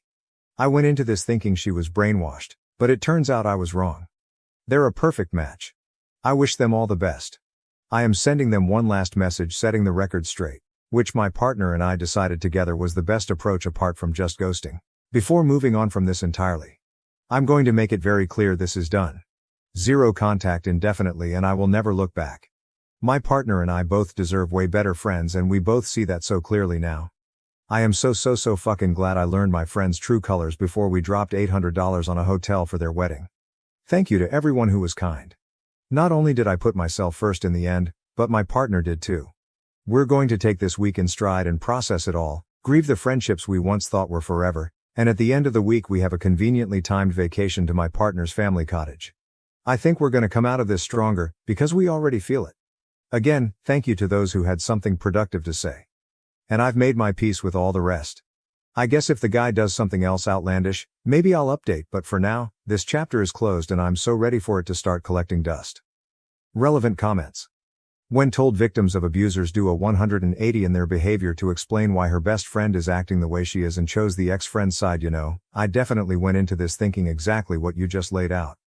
But I refuse to set myself on fire to keep her warm, and the shit she said in her message about my partner is irredeemable. She can never be a part of our lives again after what was said, out of respect for me and my partner, even if any part of me wanted to hold out hope for her. I hope this is a wake-up call for her, but it won't be me on the other line. Appreciate you and your kind words, friend. This has been hell, but I think we're both just glad to have an outcome. I'll always have love for her, but it will be from a very large distance, and even if by some miracle we reconnect, we will never be as close as we once were without some intense conversations and a lot of growth, maybe not even then. I don't see that being the case for a very long time. I've made my peace with that. How is the fiancé handling the business with the ex-friend as well as he can? He stepped down. He is going to find another project eventually, I know it. This has been so impossibly hard on both of us, but I know it's hitting him a bit more than me right now, and I'm making sure to prioritize him and remind him he can feel that pain and mourn what was, and it's not an insult to me at all if that makes sense. I know what this meant to him. He did give it up. I'm so sad he had to, but I'm grateful to him for putting his foot down. He's going to be okay, just needs some time to grieve and process. My wife overreacts to our daughter's minor injuries, causing strain in our parenting and increasing tension within the family. My 28F wife, 26F Sophia takes every scratch our daughters, 7 and 5, get extremely seriously. Every bruise, every scraped knee, every cut is an emergency to her. And because they're emergencies to her, they become emergencies to the girls. Not only does this mean it's hard to tell when an injury is actually dangerous, did she twist her ankle, or break it? Is her arm bruised, or fractured? But the kids are responding badly to any hurt they feel now. At the mere sight of blood, the 7 starts wailing like she's been stabbed. Even worse, her sister has started intentionally banging her arm into things or falling on concrete if she thinks she's not getting enough attention. Last week my wife took the oldest one to urgent care because she got a canker sore, and Sophia was convinced it was something more sinister. While she was gone, I had the younger one, who was upset that Sophia had spent so long on her sister and had now taken her to the doctor to get special attention. So she threw herself on the tile floor in front of me and started screaming and holding the wrist she hadn't actually twisted. I'm so tired of all of this, I just let her scream. When I didn't give her the attention she wanted, her screaming in pain turned into sobbing because I wasn't cuddling her and kissing her better and promising her cookies and a late bedtime. I told her I'd be in the den with the cats when she felt like joining us. I felt like a bitch for letting her cry herself out, but she's never going to learn to walk off scooter falls or getting hit with dodgeballs at this rate, and she can't be rewarded for this kind of behavior. It's just not healthy. Eventually she ran out of tears and came to sit with us, and I let her have a watered-down soda. Well, when Sophia got back with the older kid, who now had the same numbing gel we already had in the cabinet and $200 urgent care bill, our younger daughter told her what happened, and now she's furious at me for ignoring something that could have been serious. I told her she's the one making mountains out of molehills and feeding into the actual dangerous behavior. We've been fighting about it all week, and the kids have only been acting up more as a result. I'm so tired of this. Maybe my appendix will burst and I can spend a few nights in the hospital away from this insanity. Relevant comments. OP on if her wife had PPD when she got pregnant and gave birth. Did her wife have any medical trauma, OP? No and no. Both of them were adopted, and to the best of my knowledge, she's never had negative doctor experiences. If she had, it wouldn't make sense to keep dragging the girls in for scratched knees. She's absolutely setting them up for failure. She just refuses to see that. If someone here can convince her to see a therapist, or an ounce of reason related to this specific situation, then they're miracle workers. She's great in almost every other aspect. I love her, but the constant coddling and panicking is getting ridiculous. Did OP and her wife have infertility problems? OP, no. As far as I know, both of us were perfectly healthy reproductively speaking. All pregnancy is dangerous, and IVFs usually result in multiples, increasing the risks or forcing termination of it doesn't take right. And they're ridiculously expensive. A lot of places aren't exactly trustworthy when it comes to ensuring the health of sperm donors, etc. There wasn't a chance in hell I was ever carrying children, so that was out. She never fought to carry them. When we decided we wanted kids and we were in a place that it was feasible, we looking for agencies and found our girls. OP on the relationship her wife has with their daughters, and if she's overprotective, OP, we've had long talks that always dissolve into arguments over the subject before. As I understand it, she really sees nothing wrong with what she's doing. She wants to make the girls feel like they'll be seen and taken care of, but she's going too far. She does spend time with them regularly. She has an office job and has them alone from 6 p.m. onwards on days when I work, Thursday, Friday, Saturday. And she doesn't work on weekends at all. But yes, the younger one has definitely learned that making it look like she's hurt herself, or actually hurting herself, however minor, is a surefire way of getting Madre's attention. Not sure I helped last week. I don't want her thinking mama doesn't care, but I just could not bring myself to reward her pretending to be hurt. That's an interesting idea. It might help the girls, although I don't see it changing Sophia's behavior much. Update. Wow, my first post got more popular than I was expecting. Not a full update, but a few people were curious, so I thought I'd throw this out there with some of this week's developments and some clarifications. This sub only allows 2 updates, so the next one, if I end up publishing it, probably won't be anytime soon. TLDR, my 28F wife, 26F, has been making our daughter's injuries worse by treating all of them like an emergency. This has led to the older one, 7, to genuinely believe that every injury could be fatal, and the younger one, 5, to realize that if she's hurt she gets special things like cookies, candy, extended bedtimes, movies, etc. And is the main source of conflict in our marriage. Clarifications. 1. This is not Munchausen by proxy. Y'all have got to lay off the Hulu docuseries and stop trying to diagnose strangers with serious and sinister medical issues based on one post written by their annoyed spouse. My wife does not hurt them. She is not poisoning them, or looking for drugs to feed them, or posting all over social media about how great she is and how lucky the girls are, etc., etc., etc., or trying to scam people out of money or a Habitat for Humanity house. Sophia is not worrying for the attention of it. She is trying to ensure that they don't feel ignored and neglected, to the point that she takes everything that they say seriously, but she's gone too far and it is now backfiring. The few people who pointed out that the younger's behavior of faking injuries or actually giving herself a bruise could develop into something more serious are correct, however, which is a concern that I also have. 2. Attention. The girls get attention. They get plenty of attention from both of us. They are not being neglected to the point that they need to injure themselves as a cry for help. For one thing, my older daughter doesn't do that. She is just genuinely convinced that bruises could be internal bleeding and any bump on the head could be a concussion. Which means that I'm going to have to give her the period talk pretty soon, or she's going to think she's dying if she starts early. For another thing, the younger one tends to only do it when she thinks her sister is getting something she wants, or we said no earlier in the day. They get attention, but they get special attention when they're sick or hurt.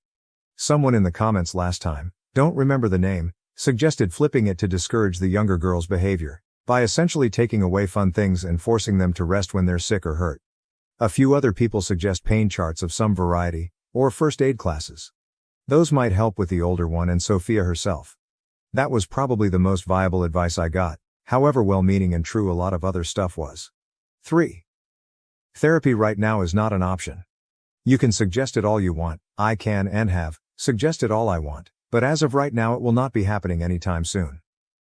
We had a bad experience with a highly regarded adoption specialist therapist a few years ago that resulted in our older daughter having more issues with her adoption than she did when we started, issues that we've had to figure out how to manage on our own because the 2 therapists we tried after that only compounded and exacerbated those new issues. My daughter would have been better off if she'd never been to therapy in the first place. As a result, my wife has lost almost all of her faith in mental health professionals. Quite frankly, I lost the majority of mine as well, and while I've made mention of it to Sophia, my bigger focus is on getting her to just change this one behavior. 4. Was my wife traumatized as a child by being medically neglected? To the best of my knowledge, no. She doesn't have any long-term health issues, and she was never very involved in any physical and potentially dangerous sports when we were in school. Her family hasn't suffered from very many illnesses or accidents, even during COVID. So while I've driven myself to an emergency dentist before and broken my wrist without even knowing it, the only time she's ever been in a hospital was to pick her dad up from a colonoscopy.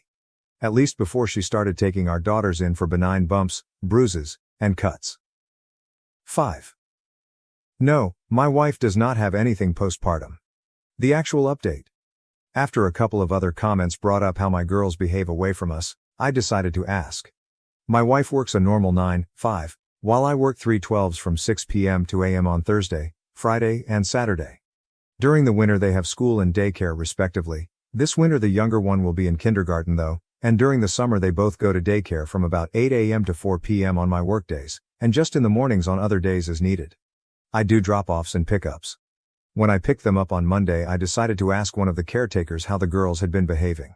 She told me they were fine. They bickered sometimes, but there was nothing unusual going on. I asked what happens when they get hurt or feel sick during the day, how they handle it, etc.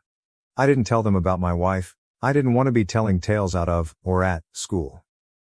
I think she might have thought I was looking for help, which I was technically, because she told me that as soon as a kid falls down, or takes a ball to the face or anything else, they start the whole interaction by telling them you're okay, and assessing the damage calmly as they approach.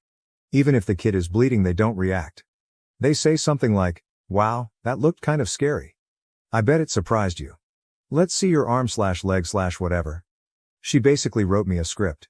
I asked her how my girls reacted to it, and she told me that the older one was a little more sensitive than her peers. She cried easily, and they had to be extra firm with the "you're okays" with her. The younger one she saw a little less. She's in a different age bracket. She only just turned 5, so she's still technically in the pre-K group. But she'd never heard anything about her. I asked what exactly they do if a kid is bleeding or bruised. For bruises, they can sit with a little ice pack for 15 minutes before they need to come back to the ground, unless it's actually serious. And for cuts, they get it washed and a band-aid. So nothing exciting as far as I could tell. The fact that we haven't been called into the school to pick up our totally terribly injured 5-year-old before tells me that she knows she won't get Madre's special treatment at the school, and since I will be the one picking her up if they think she's too sick or something, there's really no point in kicking up too much of a fuss unless she just wants to hold something cold for a few minutes. Neither of the girls have been hurt or sick this week. We stopped arguing, because I frankly do not have the energy to do so constantly. I'll look into the pain chart and first aid classes and bring up boring damage mitigation soon, once we've both had time to calm down. Additional information from OP, I'm going to put this here, since apparently it needs to be said.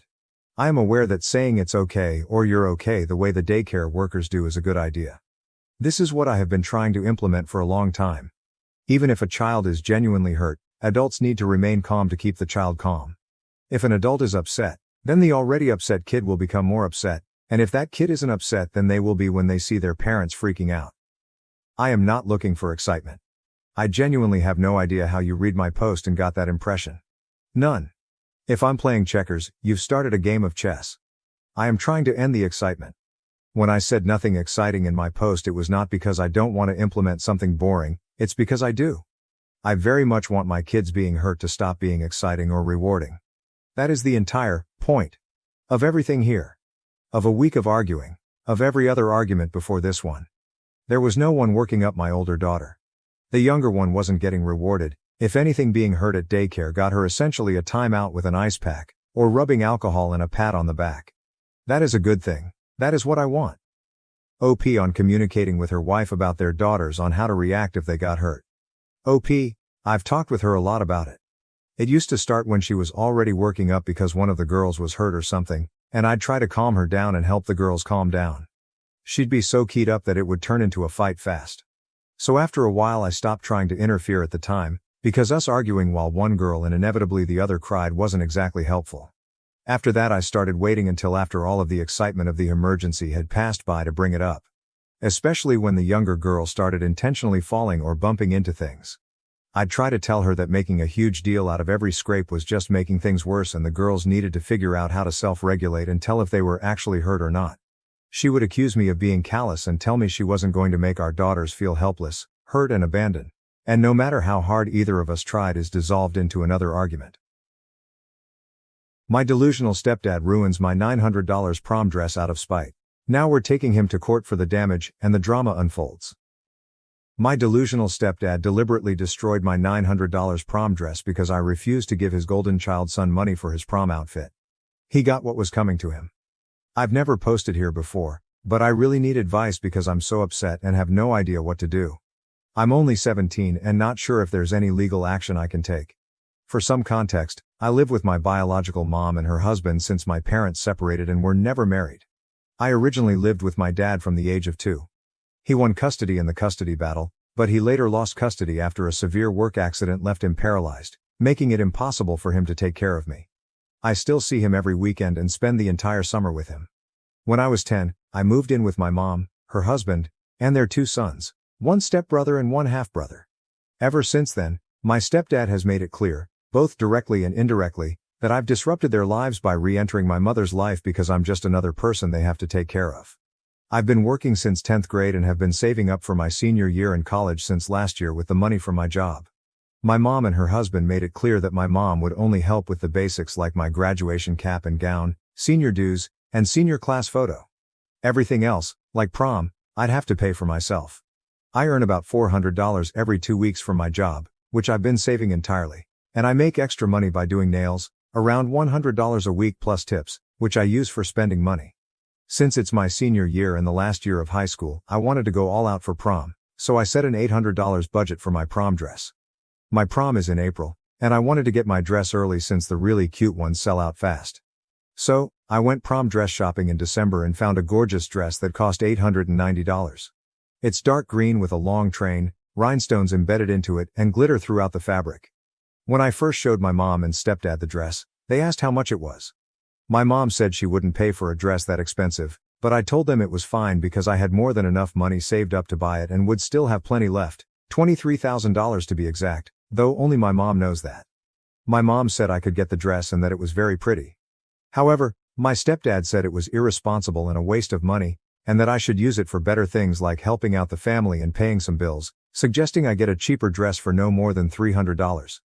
Mind you, both his sons own PS5s and multiple pairs of $200 plus shoes. Long story short, my mom disagreed with him, and I ended up getting the dress. She even contributed $150 toward it. However, ever since then, my stepdad constantly brings up that I should help pay for things around the house since I have so much money to throw away.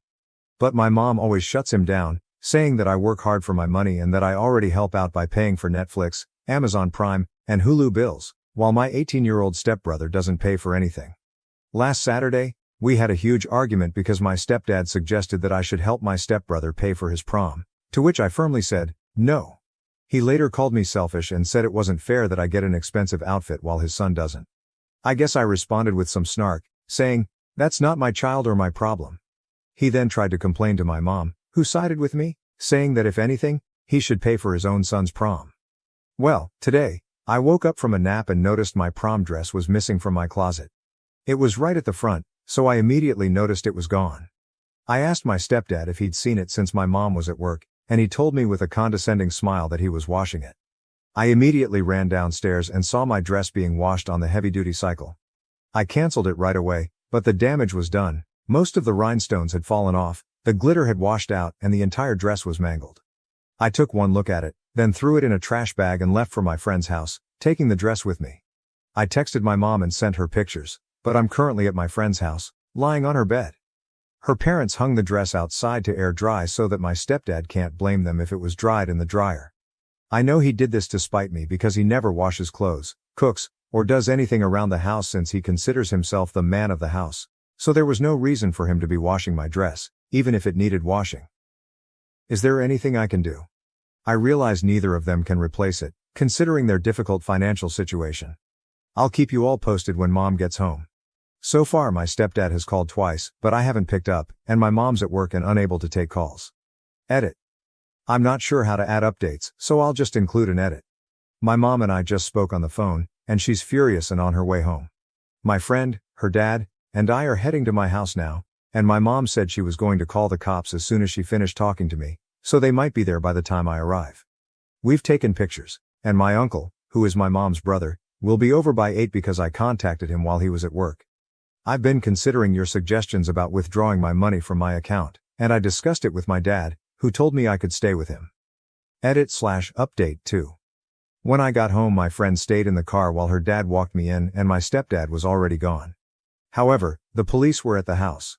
As of now, the police said they couldn't really arrest him because it's not like he technically stole anything. It's hard to explain, but basically, they said that because he washed the dress and didn't keep it, it's not considered theft. They suggested I could get a confession and have him pay or take him to small claims court. Also, the dress is non-refundable if damaged, so I can't return it or anything. While explaining everything to my mom, I got flustered and started crying. And she hugged me as I cried and told me that he's going to pay for this. This financial issue has been an ongoing argument, and I think he just pushed her too far this time because she's really angry. I also talked to my uncle, and he's off work and on his way over. Apparently, my uncle and stepdad have a rocky history since my stepdad has mouthed off to him in the past. When I explained what happened, my uncle reassured me that everything would be okay, and if needed, he would buy back the dress before it sells out, so I'll still have it for prom. He does expect my stepdad to pay me back one way or another, so it looks like I'll probably end up with my dress for free. Maybe that's a small victory. I'll likely update more later tonight, but things seem to be heading in the right direction. Edit. To clear up any confusion, I pay for the streaming service bills because I really want to watch the shows on those platforms, and my mom works hard but doesn't earn enough to afford those services on top of everything else. So I offered to pay for them so we could have them. She's not the kind of mother who would pick her husband over me, and she always defends me. My stepdad has never pulled a stunt like this before. He just tries to convince her to control my money and savings, but she's never touched my savings. I feel like that's why they always clash, because he has this mindset that, we have all these financial troubles, and your daughter could solve them with her savings, and you have access to them. My uncle came over, and he and my mom had a bit of an argument because he blamed her for enabling my stepdad's behavior by not leaving him, which he thinks is why my stepdad felt comfortable doing what he did. She argued back, saying she's always defended me against him and has never taken any of my money. Which is true. We all talked about it for a while, and she revealed that they actually had an argument last night about paying off a car payment. She mentioned how all these bills are wearing her down, and he responded by saying it wouldn't be such a burden if she used my savings and didn't let me spend it on foolishness. She got angry and defensive because he keeps bringing it up. He also pointed out that the $900 I spent on my dress could have covered the car payment for the next 2 months. By the way, he only knows about my savings because he knows how much I get paid and that I've been saving all of it, so we think that's what triggered him to throw my dress in the washer. My mom and stepdad have been texting back and forth, and he admitted that he washed the dress to teach me a lesson about not spending so much money on something that can be ruined so easily. But he deliberately set the washer to heavy duty, so it's clear he intended to destroy it. My uncle has offered to replace the dress, so I don't need to worry about not having my special dress. We called the boutique and explained everything, and they said they could order another dress, though it won't arrive until February 23rd, which is fine. My mom sent my stepdad a long, threatening message basically calling him out. She's really heated right now, so I'm going to try to ask for a screenshot later. She and my dad also talked and decided it would be best if I got my own bank account so that my stepdad can't use the excuse that she has access to my account, which is also great. My mom and I had a discussion about what's going to happen next, and she said she's not sure yet because it's all a bit overwhelming for her. She's seriously considering leaving him, but I guess she doesn't want to talk about that just yet. My stepdad is currently staying at a friend's house. I'll keep updating, and I might have another one tomorrow. My friend's parents are going to keep the dress at their house, and I'll pick it up tomorrow to have as proof. My uncle has wired me $1,000 for my prom dress, and I'm planning to use the money to replace the dress and buy new shoes. He's quite well off, which is one of the reasons I reached out to him in the first place. I'm going to call the boutique and see if they can reorder the dress, and I'll just pick it up sometime in February. However, we still want my stepdad to pay in some way, and we're working on that. My uncle has also called my other uncles and aunts, with my permission, to vent about the situation, so now most of my mom's side of the family, who all live in Georgia, are aware of what happened. I woke up to a flood of texts expressing sympathy and even some offers of money for prom, which have added up to about $300. So that's a positive outcome. My mom also contacted my step-in-laws, who then spread the news, complete with pictures, And I guess most of them are shocked, except for his mother, who is still buying his excuse that it's just a dress and it was an accident, despite the evidence.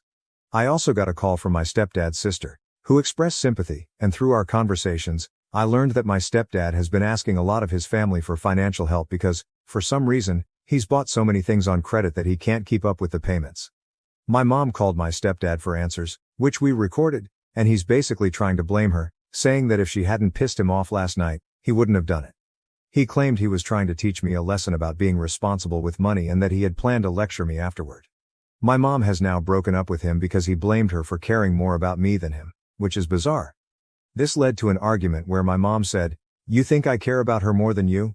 Well, you're about to see just how much I do." Their relationship had already been rocky because he can't manage money, and this was the final straw for her. So a lot has happened. First off, we've placed an order for my dress and it's being shipped now. It should arrive at the boutique by February 23rd, so that's sorted. My stepdad and mom are officially broken up, but my mom isn't sure yet if she'll proceed with the divorce because everything is still so fresh, and lawyers are expensive, and she can't afford it right now. They also have a prenup, so they don't share any assets, and the house is my mom's. It was her dad's house that she inherited. She had a different dad from her siblings, who all share the same father. My stepdad came back with his brother after a while and tried to make up for everything by buying me a new dress from Macy's that's similar in color and length to the original, but it's very tacky and ugly and looks nothing like the dress I originally had. He then tried to apologize, saying it wasn't his intention to ruin the dress and that he was just going to wash it to make a point, like, "See, this is why you don't buy things like this." And then he would have bought me another dress. But that explanation makes no sense at all. My uncle also came back to the house after I texted him that my stepdad had returned. My uncle was at the store when he got my message, and when he arrived, they got into a huge argument. My uncle demanded to know why my stepdad destroyed the dress, but my stepdad said he wasn't going to let anyone walk into his house and start making demands. My uncle called him a name, and my stepdad told him to say it again. So he did, and they ended up fighting. My stepdad lost the fight and then threatened to call the cops, but we reminded him that he swung first. After that, he went on a rant, cussed us out, and left, taking the dress with him. We're actually planning to follow your advice and take him to small claims court, considering the evidence and the damage. Hopefully, we'll come out on top. Right now, my stepdad is staying at his parents' house. For those curious about my brothers, here's an update. My 15-year-old half-brother was at his girlfriend's house since Friday, so he missed all the drama, but he reached out to me today.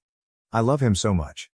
My 18-year-old stepbrother, on the other hand, has basically taken his dad's side, so there's not much more to say about that. Also, for those who suggested changing the streaming passwords, I've done that, and my mom and I are going to set up a new bank account for me later today. Thanks so much for all the support. I'll keep you updated as we make plans and hopefully get a favorable verdict.